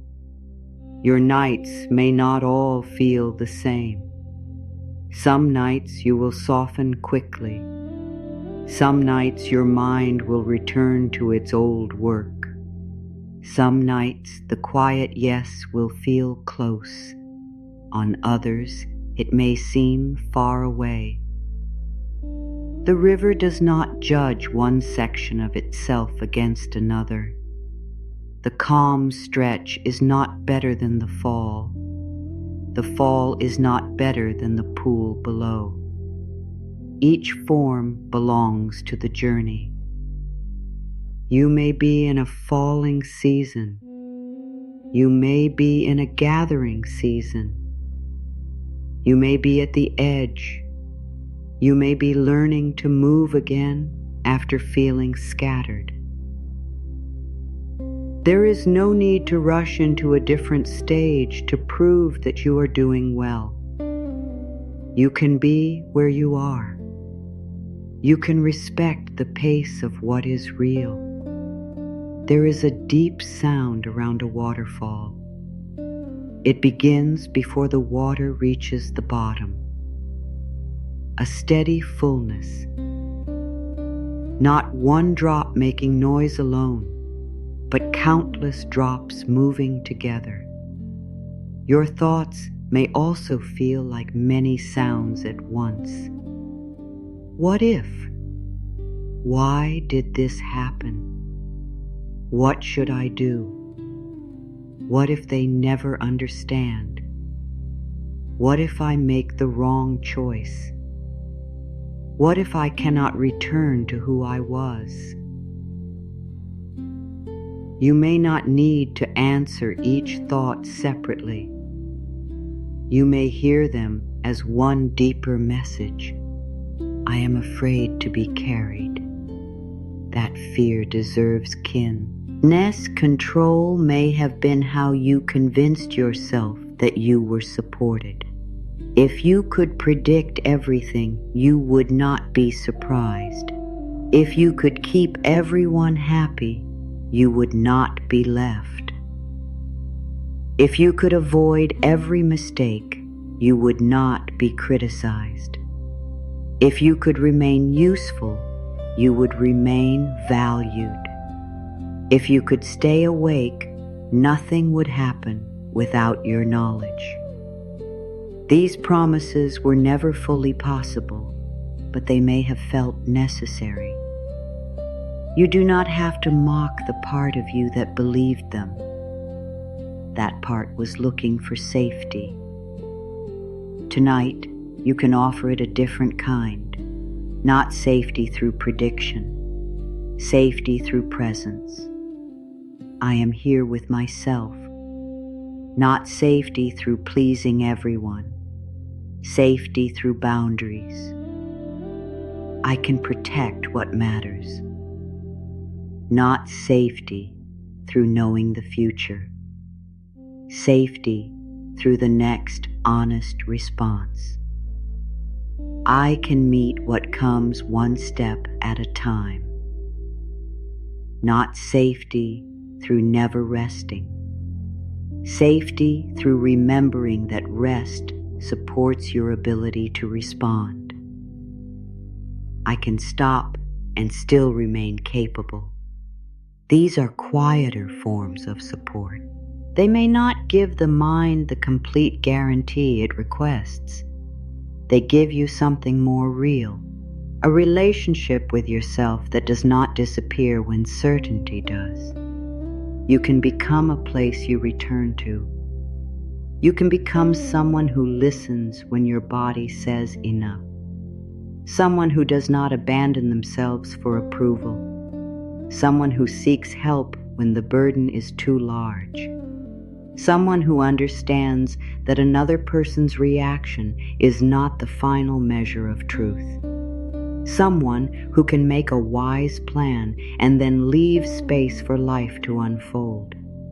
This is not built in one night, but one night can begin it. One choice not to check. One choice to place the phone down. One choice to stop rehearsing. One choice to say tomorrow. One choice to remain in bed. One choice to breathe without using the breath to force a result. These are small acts of inner loyalty. The river's movement is made of countless drops. Your new way can be made of countless small choices. You do not need to transform everything tonight. You are not standing before a test. You are being offered a handover. The concern does not need to vanish. It only needs to leave your hands for a while. You may picture the water reaching the edge, not as a dramatic leap, as a natural continuation. The water arrives, the earth opens, the old support ends, movement continues. You may bring your concern to that place within you, not to destroy it, not to deny it, to stop carrying it in the same position. You may say, I have held you close because you mattered. Then, I cannot hold you through every hour. Then, You may move beyond what I can manage. There may be resistance. A part of you may answer, "No, I am not ready."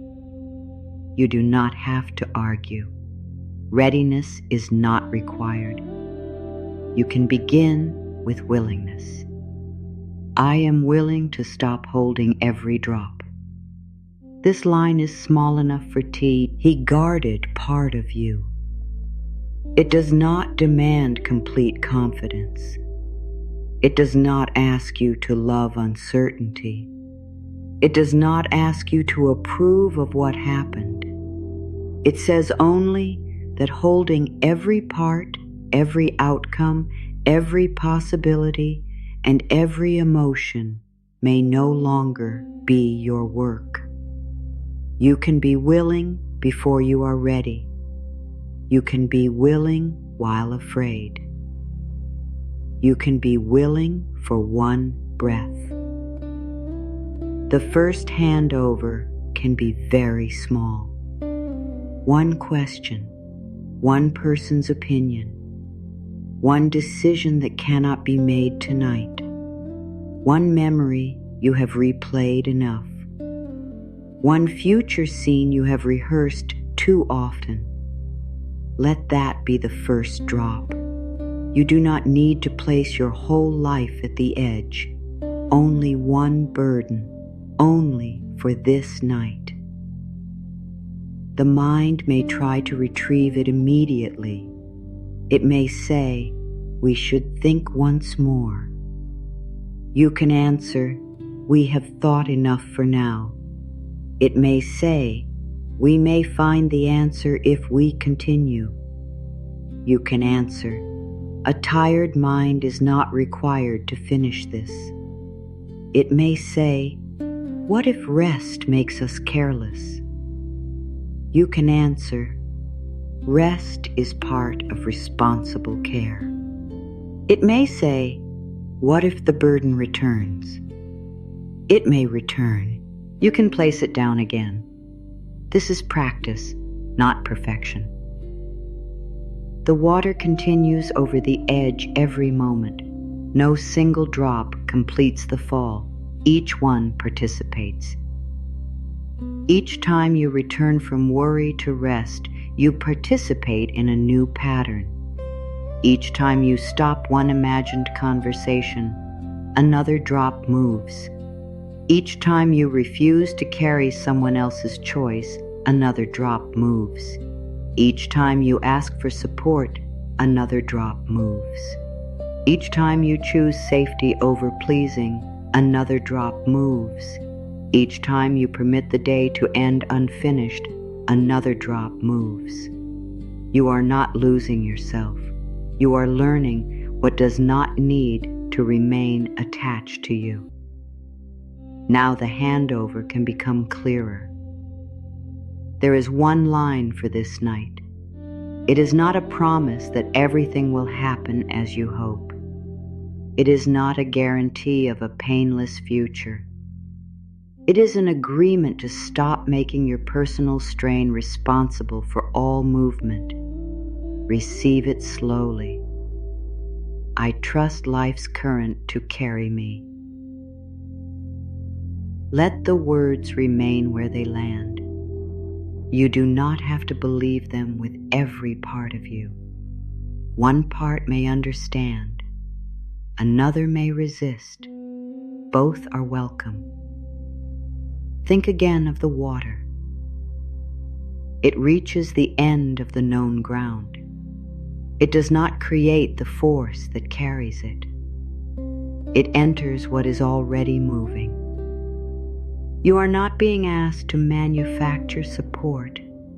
You are being reminded that you have never been the only movement in your life. People have helped. Time has changed things. Truth has emerged. Your body has spoken. Your wisdom has grown. Unexpected strength has appeared after difficult moments. You have been part of something larger than your conscious control all along. So the line may come again. I trust life's current to carry me. You may hear the word trust and feel uncertainty. That is all right. Here, trust does not mean believing that nothing painful will happen. It means believing that you can meet reality without rehearsing every form of pain in advance. It means accepting that support may include your own wise action. It may include another person. It may include professional care. It may include a boundary. It may include leaving. It may include waiting. It may include rest. Being carried does not mean becoming passive. The water is active throughout the fall. It moves fully. It does not control the whole movement, but it participates completely. You can do the same. Tomorrow, you may act. Tonight, you may rest. Tomorrow, you may speak. Tonight, you may become quiet. Tomorrow, you may make the call. Tonight, you may stop rehearsing it. Tomorrow, you may protect what matters. Tonight, you may gather strength. You are not abandoning your responsibility. You are returning each task to its proper time. The day has its work. The night has its work. The night's work is not solving. It is restoring enough of you to meet what comes. You may feel a little movement inside, a softening, a sadness, a fear, a sense of relief that you do not fully understand. Let it be what it is. There is no required response. You can receive the line once more, not as a command, but as a place to rest. I trust life's current to carry me. The handover is complete enough for this moment. The burden may still exist. The question may still exist. The situation may still require action, but it no longer needs to be held with every muscle. It can move out of your hands. It can enter time. It can enter tomorrow. It can enter the care of those qualified to help. It can enter the choices of the people to whom it belongs. It can enter the wider movement you do not control. You have your part. You do not have every part. The waterfall does not ask one drop to become the whole river. You do not have to become the whole answer. You do not have to save every person.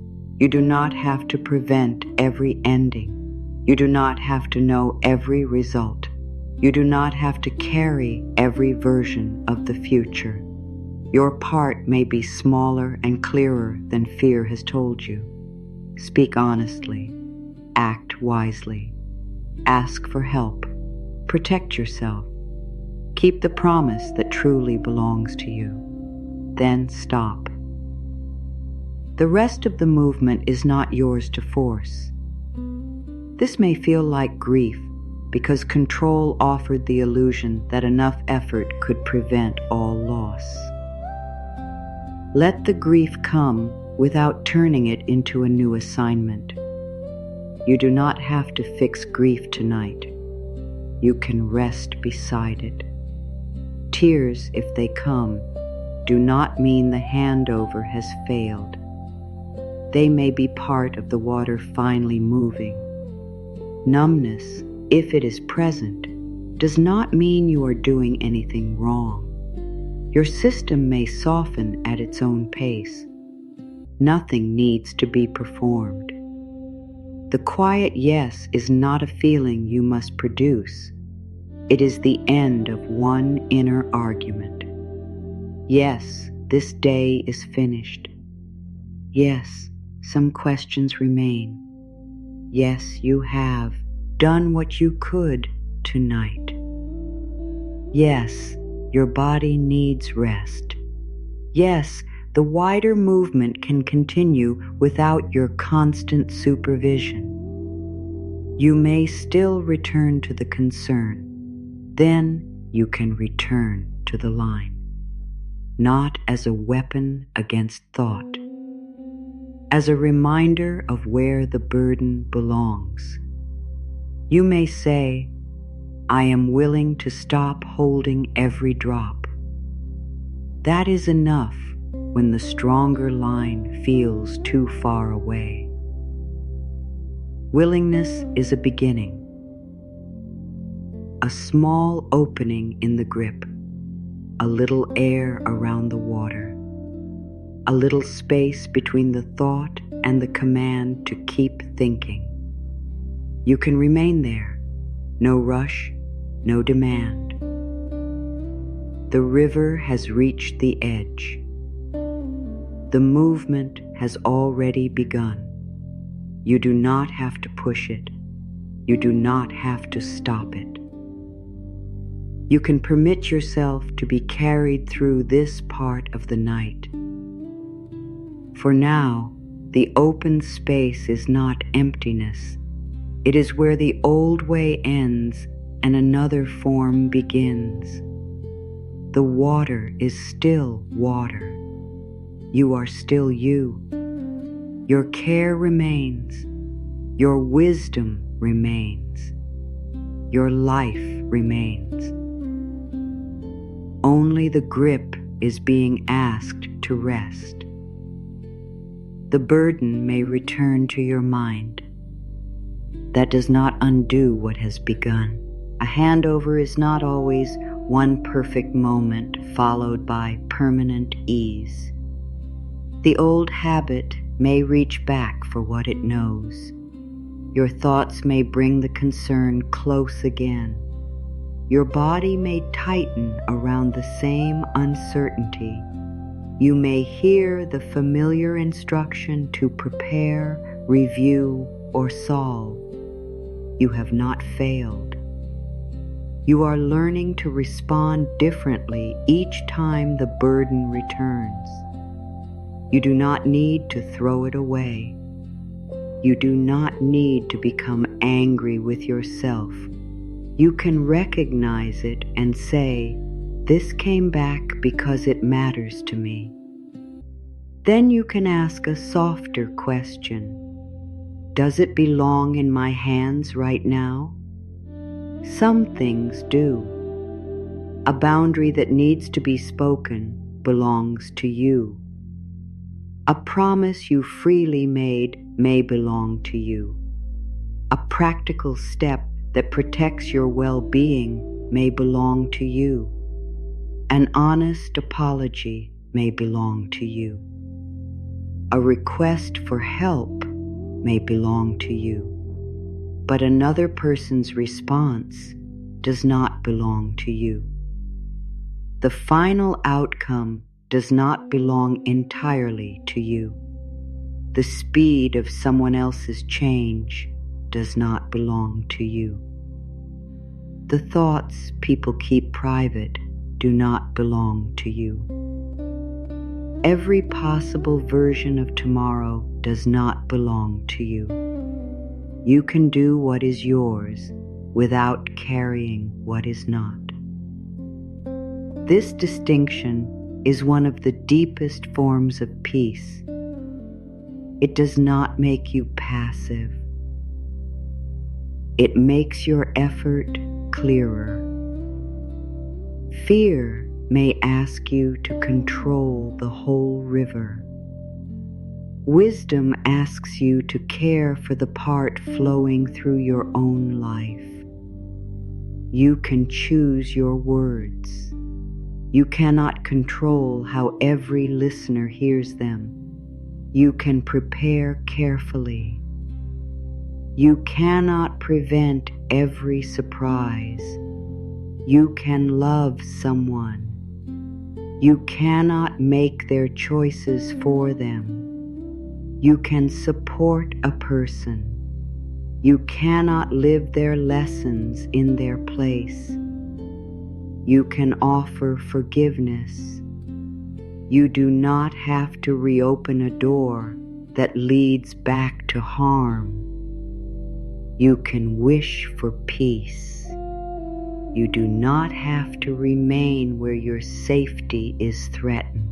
You can accept that something happened without calling it right. Acceptance is not approval. It is the end of arguing with the fact that the event has already entered your history. You can name harm honestly. You can seek protection. You can ask for accountability. You can leave. You can receive medical, emotional, legal, or practical support. You can take every wise action available to you, and you can stop requiring your body to replay the injury throughout the night. Pain does not need constant rehearsal to remain valid. Your story does not become less true when you rest. Your boundaries do not weaken when your muscles soften. Your wisdom does not disappear when your eyes close. Rest does not excuse another person's actions. It supports your ability to choose your next action with clarity. Some part of you may still believe that remaining tense proves the seriousness of what happened. You may feel guilty when a peaceful moment arrives. You may think, how can I feel calm while this is unresolved? Calm does not mean the situation is unimportant. A moment of ease is not betrayal. It is nourishment. It is the water gathering after the fall. The waterfall does not remain scattered forever. The drops descend, meet what waits below, and gather again. The water does not return to its earlier position. It does not climb back to the top and repeat the old path. It gathers in a new place. After movement, there is meeting. After the open air, there is contact. After the great sound, there may be a deeper pool where the water becomes slower again. This is part of your inner journey too. You may have feared that loosening your grip would leave you scattered, but you can gather without returning to the old tension. You can become steady in a new way, not through pretending that uncertainty is gone, through staying close to yourself while uncertainty remains. You can ask, what do I need in this moment? Not what does everyone need from you, not what would make you look strongest, not what would prevent every possible criticism. What do you need? Perhaps you need silence. Perhaps you need one honest conversation tomorrow. Perhaps you need distance. Perhaps you need food, water, sleep, or professional care. Perhaps you need to stop reading the message again. Perhaps you need to accept that no answer will satisfy the part of you asking the past to change. A real need often speaks more quietly than fear. Fear demands everything at once. A real need may ask for one simple thing: more time, clear information, a safe person, a closed door, a written plan, a night of rest. You may have ignored your needs because other people's emotions seemed more urgent. You may have learned to respond quickly to discomfort around you while delaying your own care. You noticed when someone was disappointed, You noticed when their voice changed. You noticed when the room felt unsettled. You may not have noticed how tired you were until the day was over. You may not have recognized your anger until it became exhaustion. You may not have recognized your sadness until you were alone. You may not have recognized that a boundary had been crossed because you were busy explaining the other person's reasons. Understanding another person does not require abandoning yourself. Compassion does not demand access. Forgiveness does not require trust where trust has been broken. Peace does not require continued contact. Inner softening does not mean removing the protections that wisdom has built. A river has banks before the waterfall. Those banks do not imprison the water. They help give direction to its movement. Your boundaries can do the same. They can say, "This is where my responsibility ends." They can say, "This treatment is not acceptable." They can say, "I need time before I answer." They can say, "I will not continue this conversation while I am being harmed." They can say, "I care, and I cannot carry this for you." A boundary does not need anger to be real. It may be spoken with a shaking voice. It may be written instead of spoken. It may be supported by others. It may require distance. It may change as you learn more. You are allowed to protect the direction of your own life. You are allowed to stop pouring your strength into places that do not hold it with care. You are allowed to recognize when effort has become self-abandonment. This recognition may bring grief. You may see how long you tried. You may remember all the explanations you offered. You may think of the nights you waited for someone to understand. You may feel sorrow for the version of you who believed love had to be earned through pain. Do not judge that version of you. They were doing what they knew. They were reaching for connection. They were hoping effort could create safety. They were trying not to lose what mattered. You can honor that hope without repeating the same sacrifice. You can say, "I know why I stayed." You can also say, "I know why I must choose differently now." Both can be true. The water can honor every mile it traveled without remaining at the top of the fall.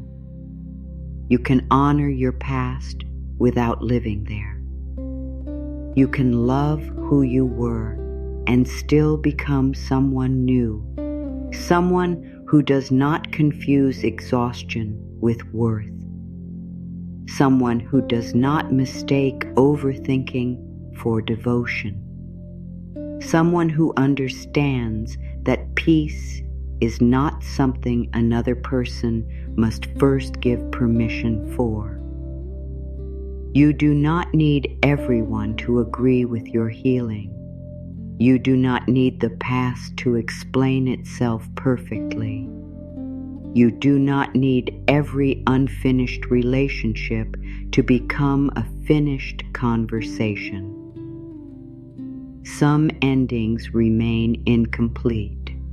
Some questions never receive an answer that feels large enough. Some people cannot meet you where truth requires them to stand. The mind may keep returning because it wants completion. It wants the final words. It wants the apology.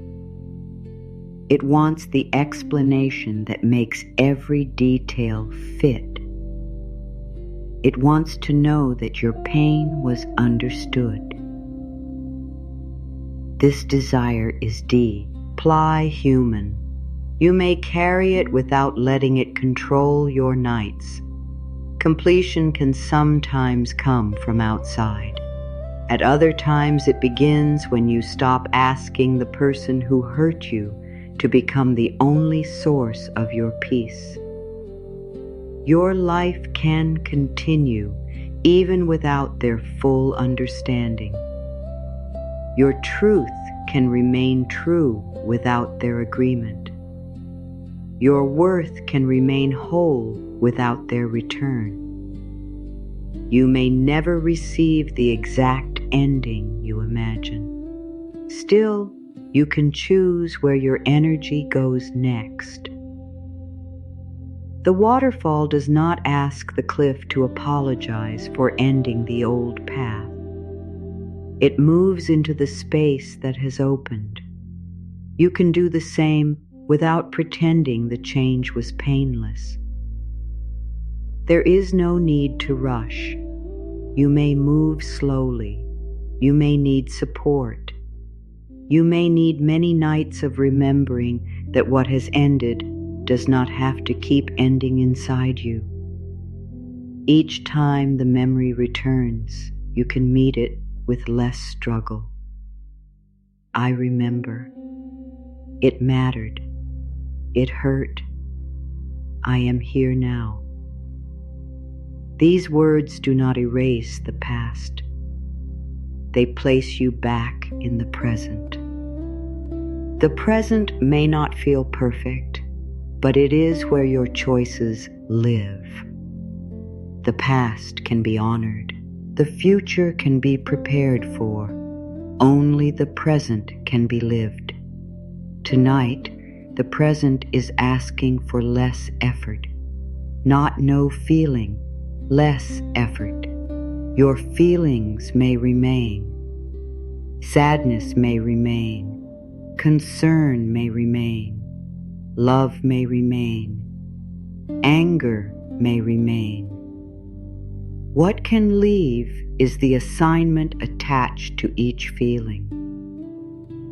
Sadness does not need you to solve the past. Concern does not need you to predict every future. Love does not need you to carry another person's responsibility. Anger does not need you to stay awake all night. Fear does not need to make every decision. Feelings can be here without becoming commands. This is how the water gathers again.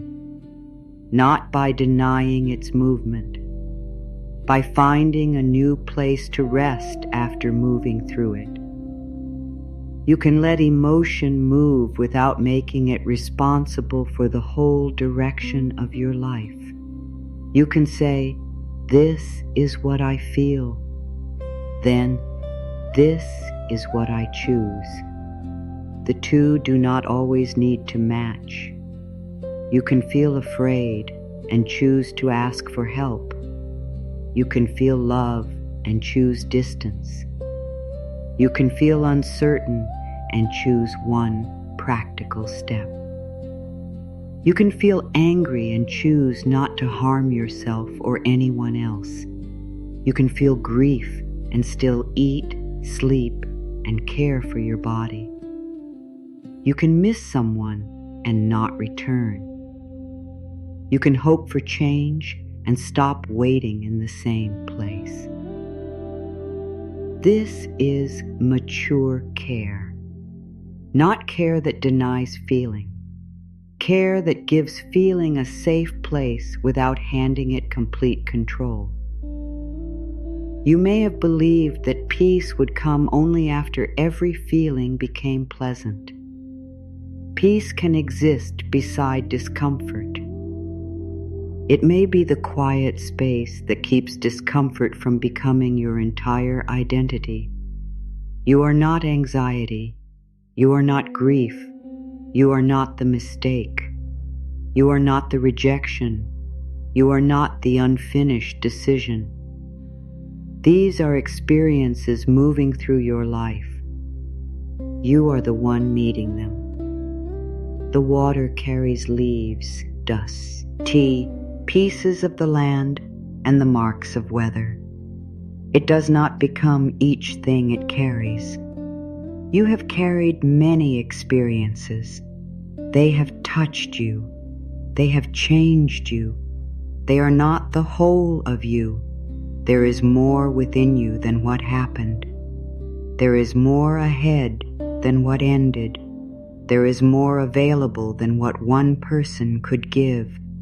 There is more life beyond the edge you feared. You do not need to see all of it tonight. Seeing all of it would become another demand. It is enough to know that the water continues. It descends. It gathers. It moves on. Your life also contains a next movement. You may not know its name. You may not know its timing. You may not feel ready for it. Rest is not delaying that movement. Rest may be part of it. A tired body can mistake every direction for danger. A rested body may recognize a path that was already present. A tired mind may repeat only what it knows. A quieter mind may receive a thought that does not come from panic. You do not have to force insight tonight. You are not listening in order to obtain a perfect answer before sleep. You are listening to stop demanding that the answer arrive before you are permitted to sleep. There is a difference. One keeps you working, the other gives you room. You may wake tomorrow with the same situation, but you may meet it with a little more of yourself available. That matters. You do not need to wake transformed. You only need to wake having been given back some of the strength that worry was using. You may remember one line. You may remember only the feeling of water moving. You may remember that you have a part, but not every part. That is enough.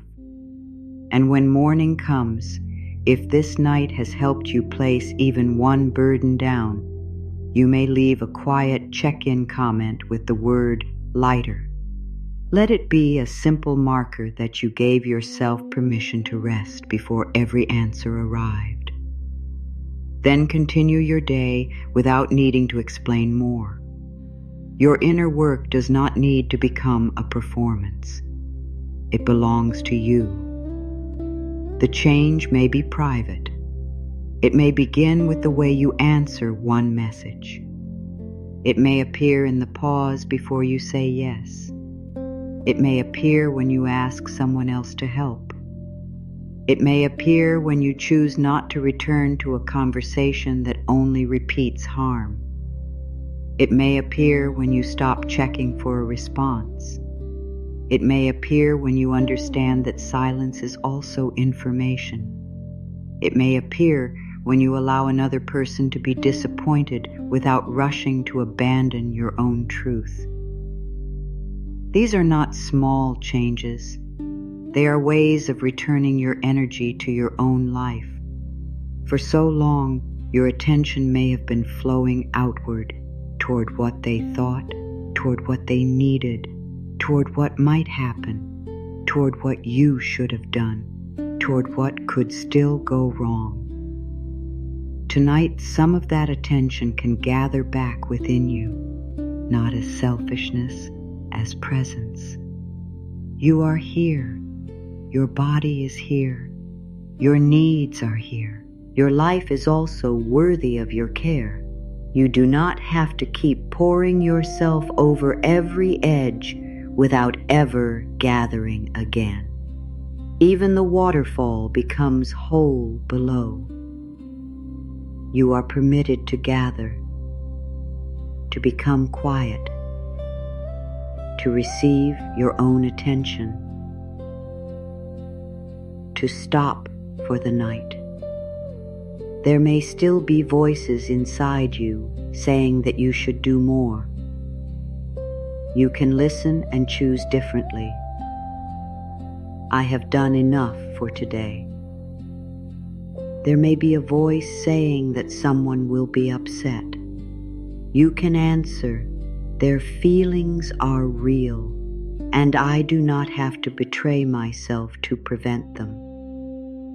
There may be a voice saying that the future is unsafe. You can answer, I will meet it with the help available to me. There may be a voice saying that rest must be earned. You can answer, rest is part of being alive. There may be a voice saying that you should be over this already. You can answer, my pace does not need punishment.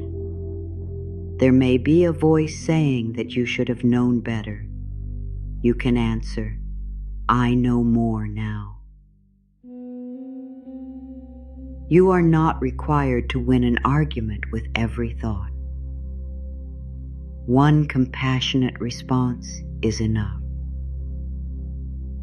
Then the thought can pass. Another may come.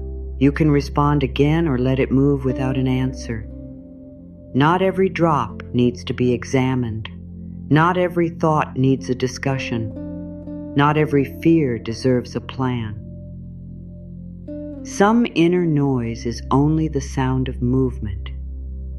You can hear it without becoming it.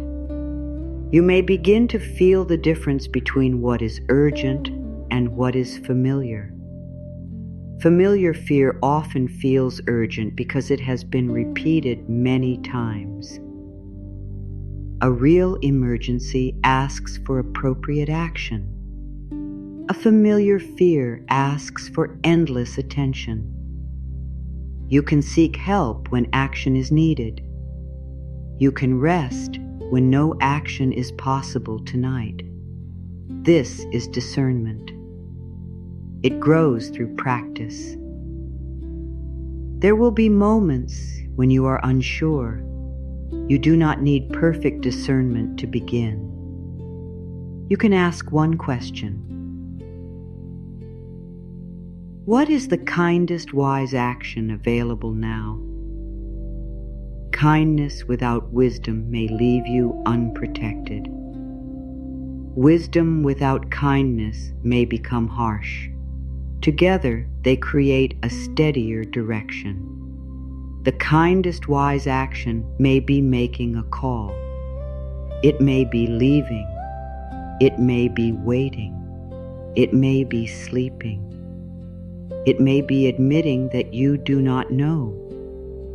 It may be refusing to decide while exhausted. It may be asking someone qualified to guide you.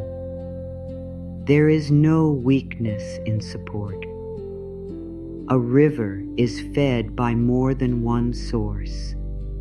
You too may be supported by more than your own effort. There may be people you can contact. There may be resources you have not yet used. There may be care you deserve to receive.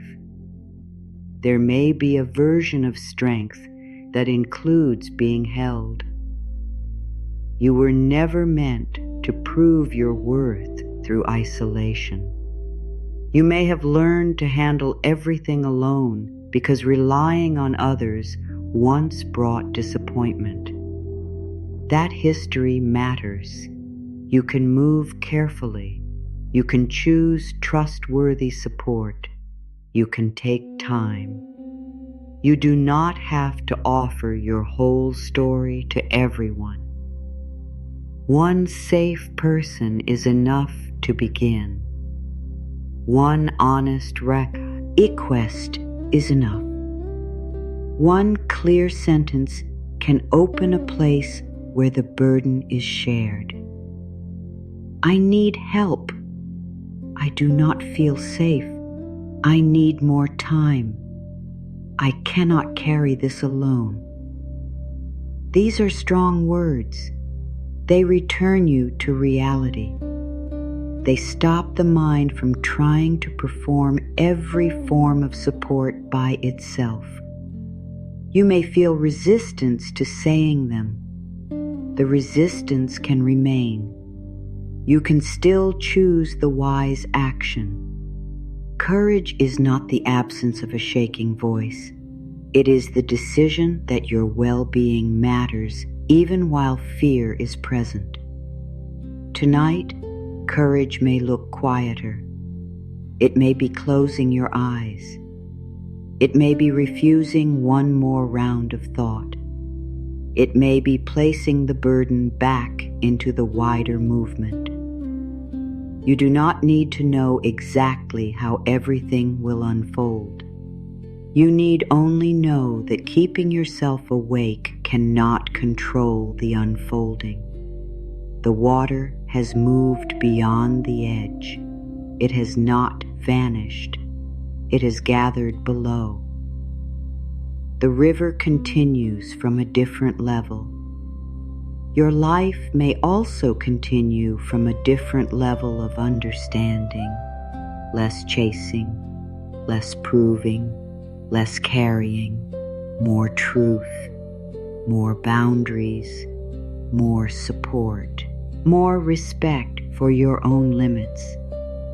This does not make your life smaller. It gives your life back to you. The burden may still be nearby. Let it remain nearby without climbing back into your hands. You can look at it and say, I know you are unfinished. Then, you may remain unfinished tonight. You can look at the feeling and say, I know you are here. Then, you do not have to leave before I rest. You can look at tomorrow and say, I know you are coming. Then, I will meet you when you arrive. The quiet yes becomes deeper here. Yes to feeling without obeying every feeling. Yes to responsibility without controlling every outcome. Yes to love without self-abandonment. Yes to boundaries without guilt. Yes to support without shame. Yes to a night that belongs partly to you. You have traveled far. You have reached the edge. You have begun to move beyond the old shape. Now you may gather. Not all at once, not perfectly, drop by drop, breath by breath. A little more of your energy returning home, a little less of your life spent inside imagined futures, a little more room for what is real. The night is not asking you to solve the river. It is asking you to rest within its movement. Your assignments can end for now. Your feelings may stay. Your care may stay. Your wisdom may stay. The holding can become quieter. The water can gather. And you can begin to feel that being carried does not mean losing yourself. It means no longer insisting that you must carry everything alone. The night is ready to carry less of your effort now. You have listened long enough for the mind to understand that nothing more is being demanded. You do not need another insight. You do not need another promise. You do not need to reach a perfect state before sleep may come close. The river has moved. The edge has been met. The water has fallen, gathered, and continued. Now your body can learn what your thoughts have been hearing, not through force, through the out-breath. Breathing in does not need to be deep. It does not need to follow a count. Let the next breath arrive in its ordinary way. Then, as it leaves, give it one small piece of weight. The out-breath does not ask you to hold anything. It moves away by its nature. You do not have to push it. You do not have to empty yourself completely. You only need to stop pulling the breath back. The breath can leave. The day can leave with it, little by little. Your hands have done enough. They have held what was useful and what was never theirs. They have reached, carried, answered, protected, and prepared. For this moment, they do not need to keep their invisible grip. On the next out-breath, your fingers loosen from every task that can wait. Your palms become quiet, and the future leaves your hands. Your wrists soften from the work of staying ready. Your arms give back the weight they were never meant to carry through sleep. Your shoulders lower from their long position of duty. The back of your neck no longer needs to hold tomorrow upright. Your jaw unfastens from the words you did not say and the words you cannot change. Your tongue rests from explaining, defending, and preparing. The small muscles around your eyes stop searching for answers in the dark.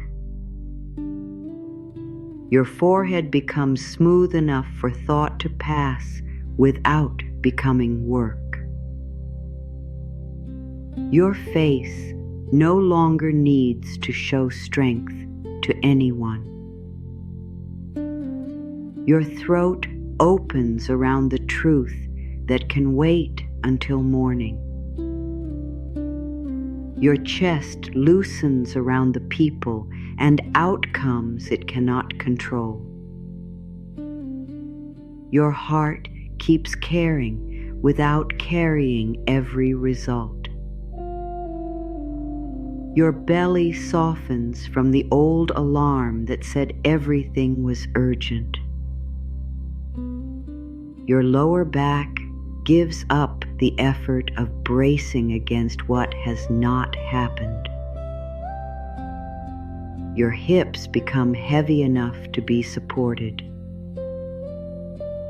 Your thighs stop preparing to run toward every problem.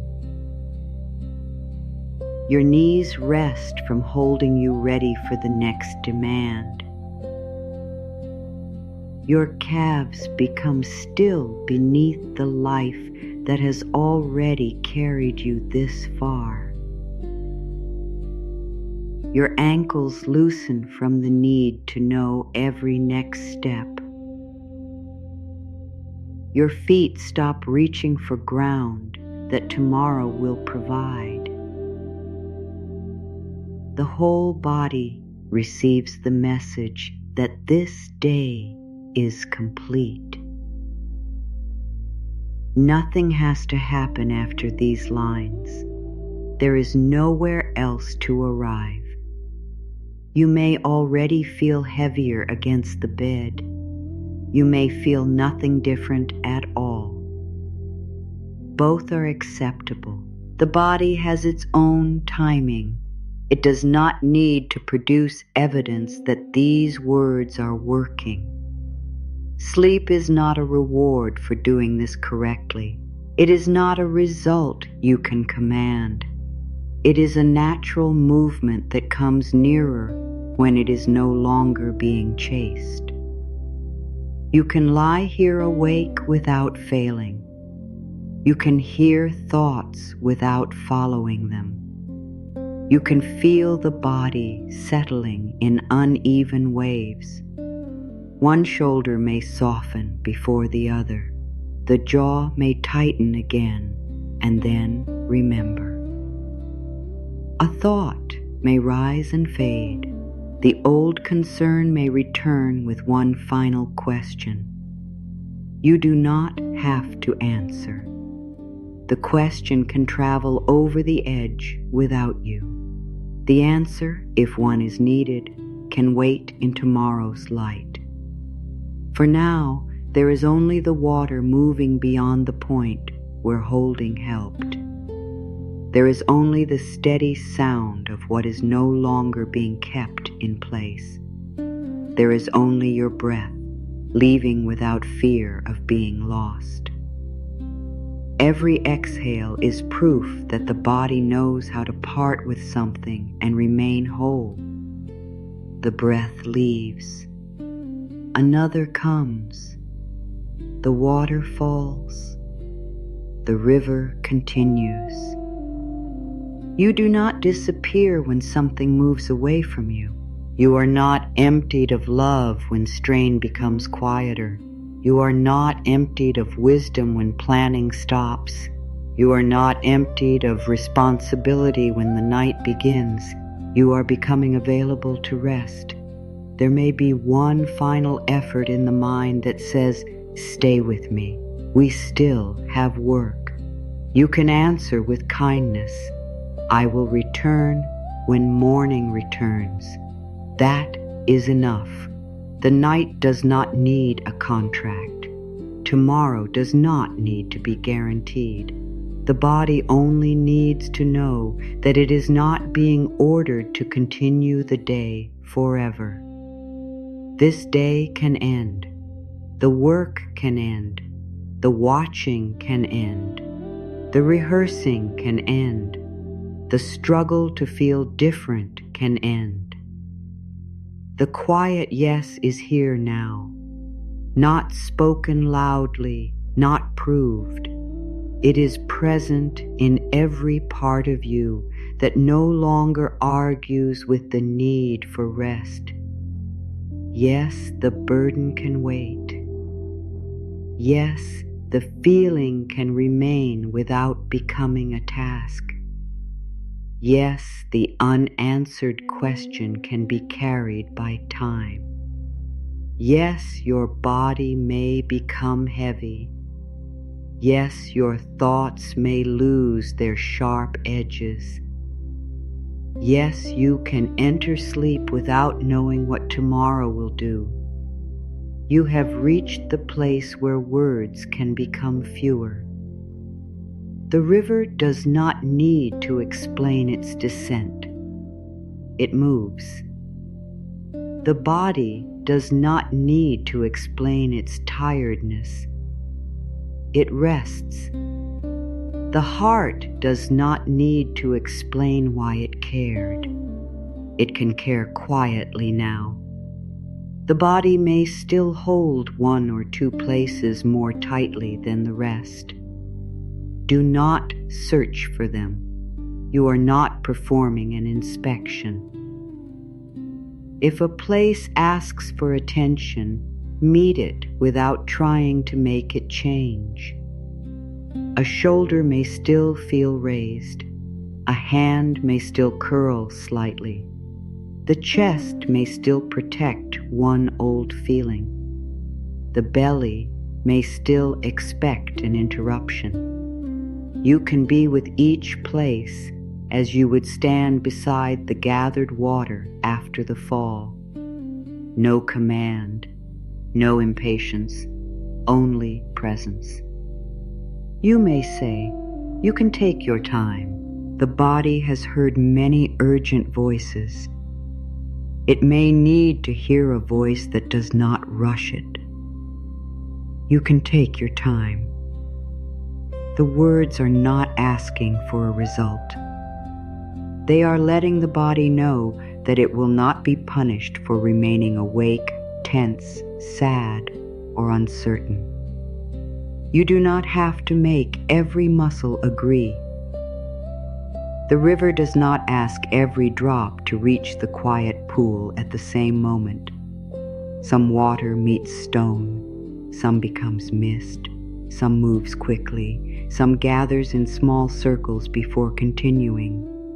all of it belongs. Your body may settle in the same uneven way. The forehead may become quiet while the chest remains tender. The legs may feel heavy while the mind remains active.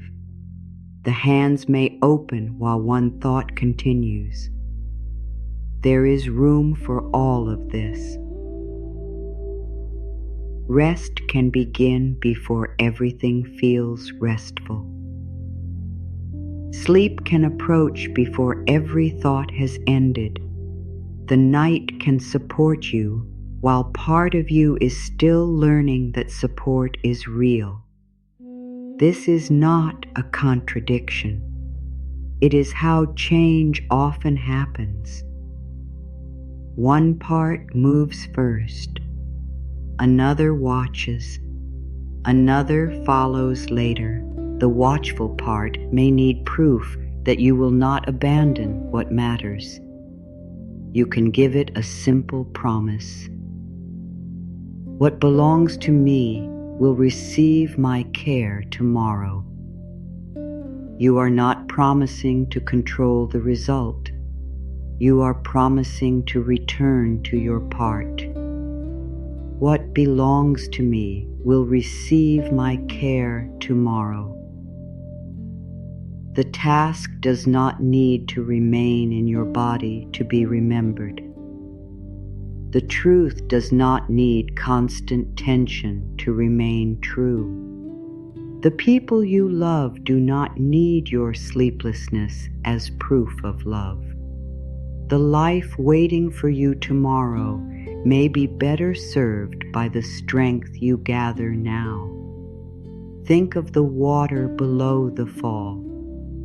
It does not accuse itself of becoming slower.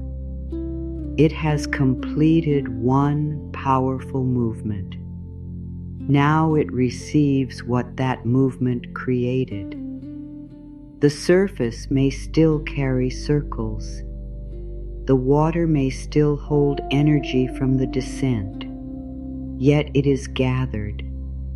It has not lost its direction. It has entered a quieter form of the same journey. You can enter a quieter form too, not the end of caring. A quieter form of caring, not the end of responsibility. A quieter form of responsibility, not the end of thought. A quieter form of mind. This is what the night offers. It does not remove you from your life. It returns you to life with less noise around what matters. You may feel tempted to use these last moments to decide something. A decision may appear important because the mind is tired of waiting. You are permitted not to decide while tired. You are permitted to sleep beside two possible choices. You are permitted to say, "I will know more after rest." Even if no new information arrives, you may have more space in which to meet what you already know. Space matters. Water needs space to fall. It needs space to gather. Your inner life also needs space between the problem and the response. Without that space, fear answers first. With a little space, wisdom I speak. Wisdom may not be dramatic. It may say, "Not yet." It may say, "Ask for help." It may say, "This is not safe." It may say, "You have done enough." It may say, "Try one more honest step." It may say, "The answer is no." It may say, You are allowed to change your mind. You do not need to know which words will come. The night is creating room, not delivering orders. You can rest without turning rest into another way to obtain an answer. There is no bargain here. You do not have to say the correct words so that life will reward you. You do not have to feel peaceful so that good things will happen. You do not have to believe perfectly. You are worthy of rest because you are alive. That is all. The river does not earn the right to continue by falling beautifully. It continues because movement belongs to it. You do not earn the right to sleep by handling the day perfectly. Sleep belongs within the movement of being alive. The body may receive this slowly. Let it. Nothing is late. Nothing has to be completed in the next minute. The night is wide enough for gradual softening. The bed is steady enough for imperfect rest. Your breath is ordinary enough to continue without supervision. You can stop listening for proof that you are safe enough to sleep. You can become less interested in the question. The mind may ask it again. Are we safe enough? You can answer, we are supported enough for this breath. Not forever, not in every circumstance. For this breath, then another. We are supported enough for this breath. This keeps you close to what is real. The support beneath you is real. The room around you is real. The breath leaving is real. The fact that no decision is required in this second is real. You do not have to build a larger certainty. This small reality is enough to rest beside. The water below the fall does not hurry toward the next edge. It receives the level where it is. You can receive this level of the night, the point after effort, the point before sleep, the quiet place where you are no longer doing the day, yet not required to be fully asleep. This place counts. Rest is already happening when you stop adding work. Even wakefulness can become restful when it is not filled with struggle. You can be awake and not at war with being awake. You can be tired and not frightened by tiredness. You can hear a thought and not climb inside it. You can feel an emotion and not ask it to predict the future. The struggle can end before sleep begins. That may be the deepest permission of this night.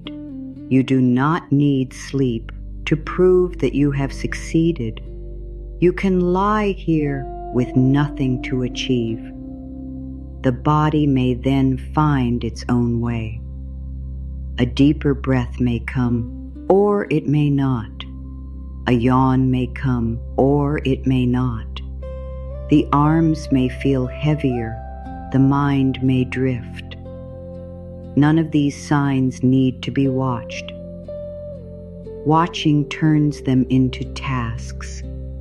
Let them happen outside your management.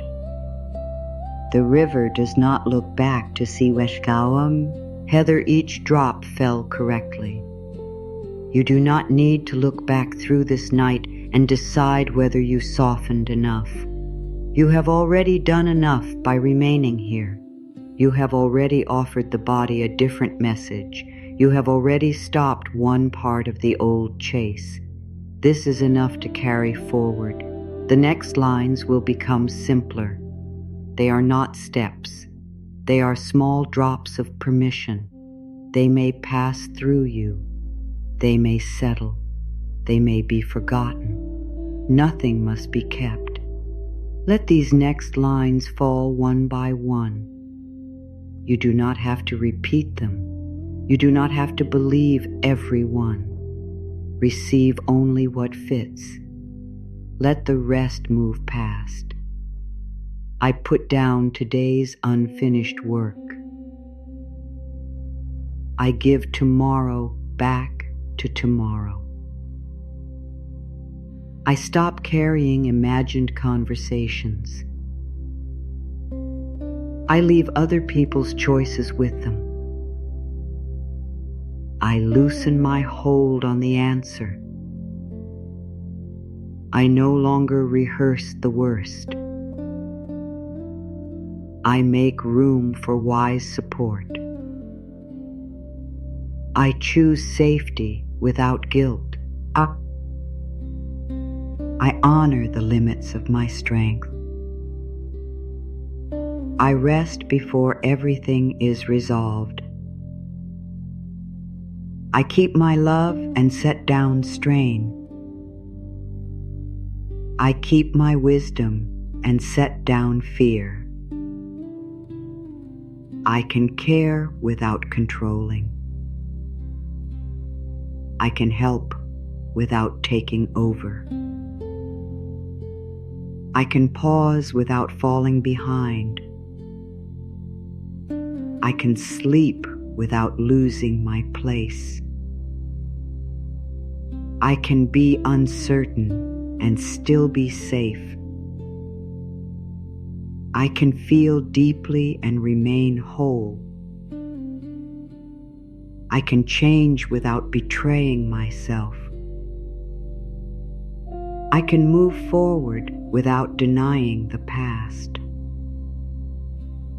I return each burden to its proper place. I return each task to its proper time. I return each choice to its rightful owner. I give my body back to rest. I give my mind back to quiet. I give this night back to peace. I am not responsible for every outcome. I am not required to know everything.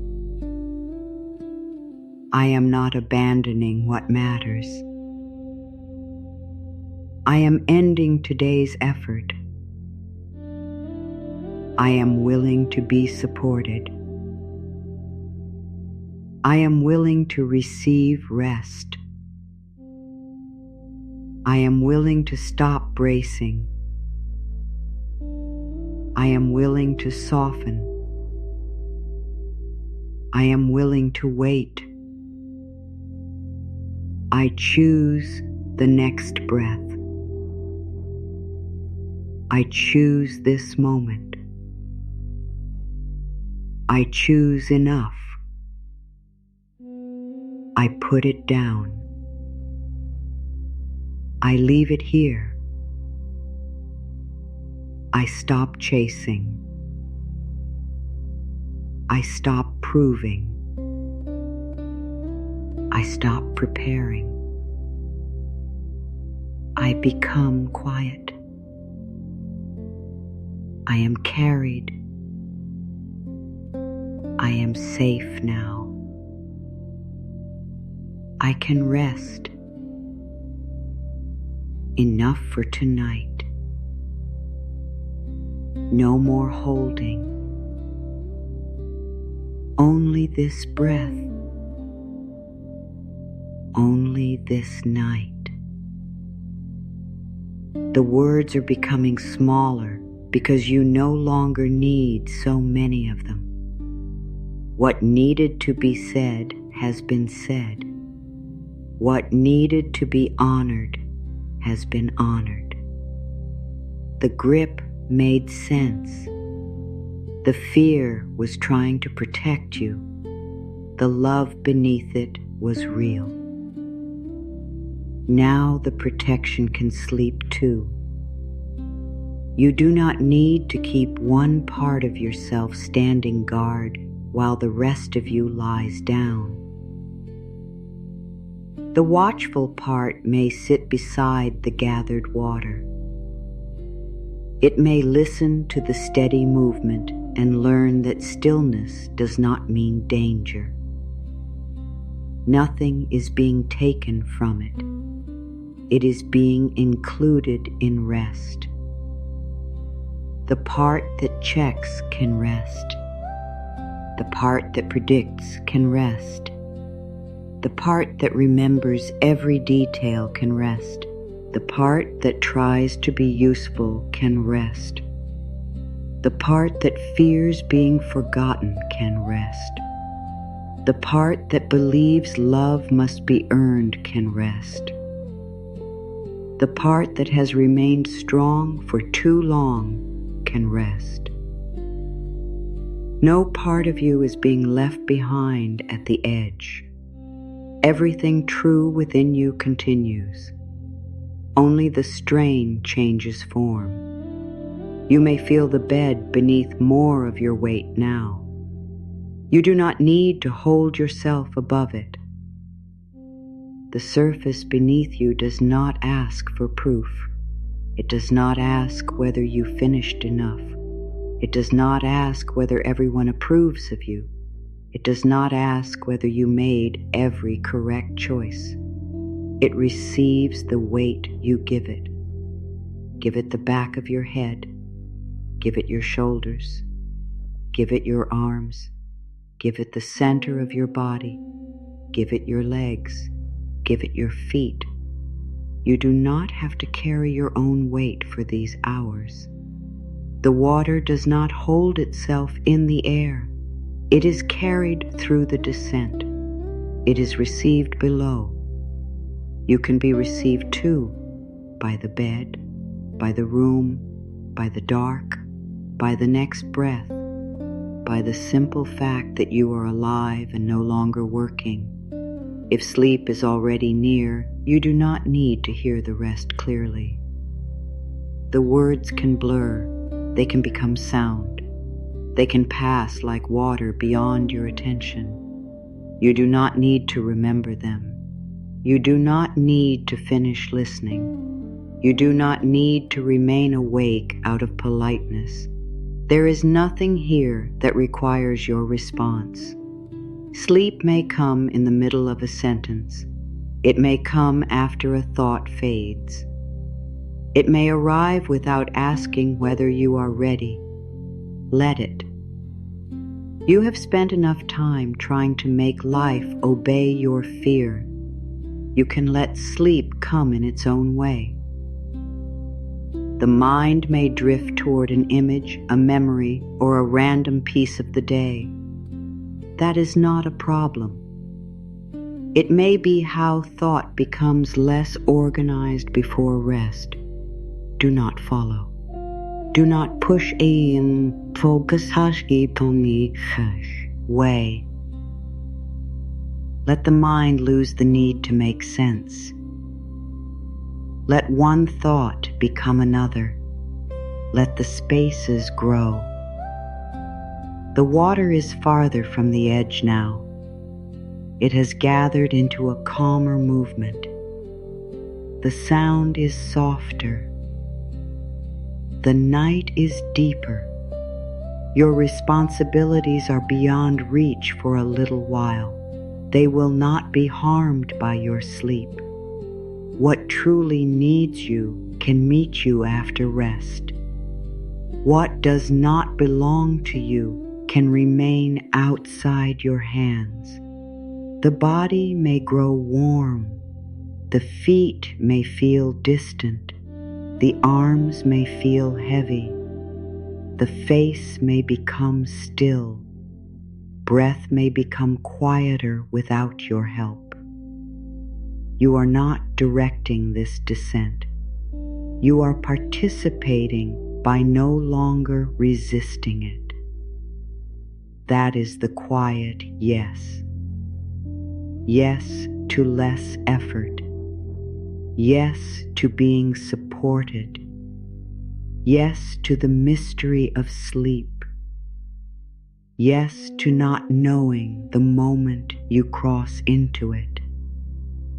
Yes to disappearing from the work of the day and returning when morning comes.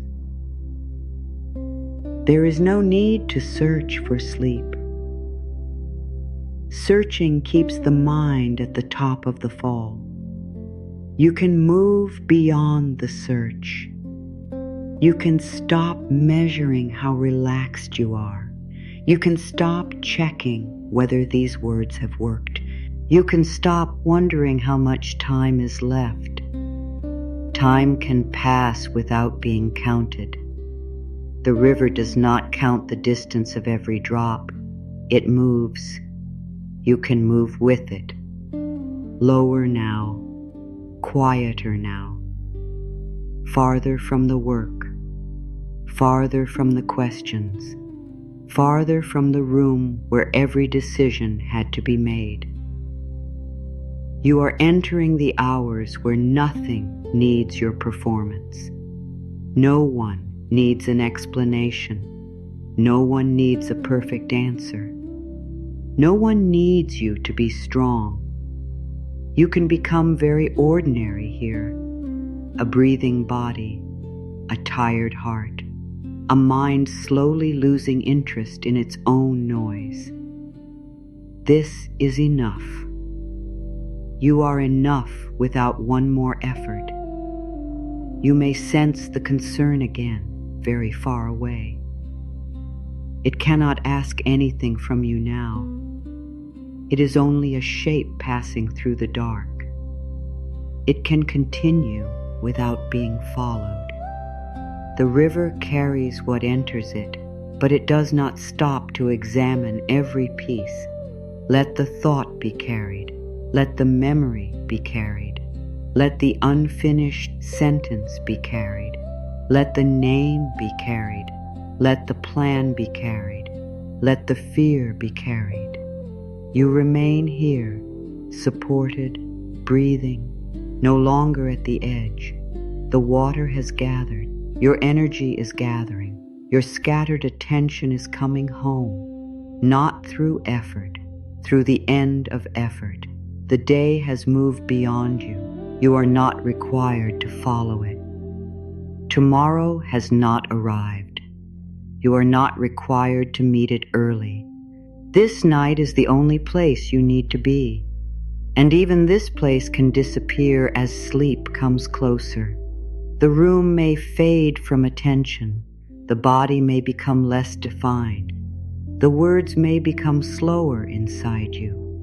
You do not need to listen. You do not need to hold the meaning. You do not need to keep anything. The last hand can open.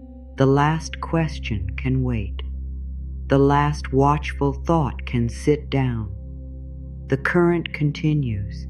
It knows how to move without your command. It has carried you through every breath of this night. It can carry you beyond waking thought. There is nothing to solve there, nothing to prove, nothing to defend. Only the deep permission to stop.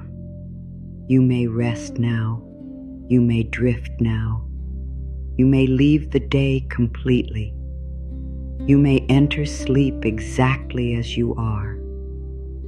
I trust the fall. Life gathers me. Life is holding you now.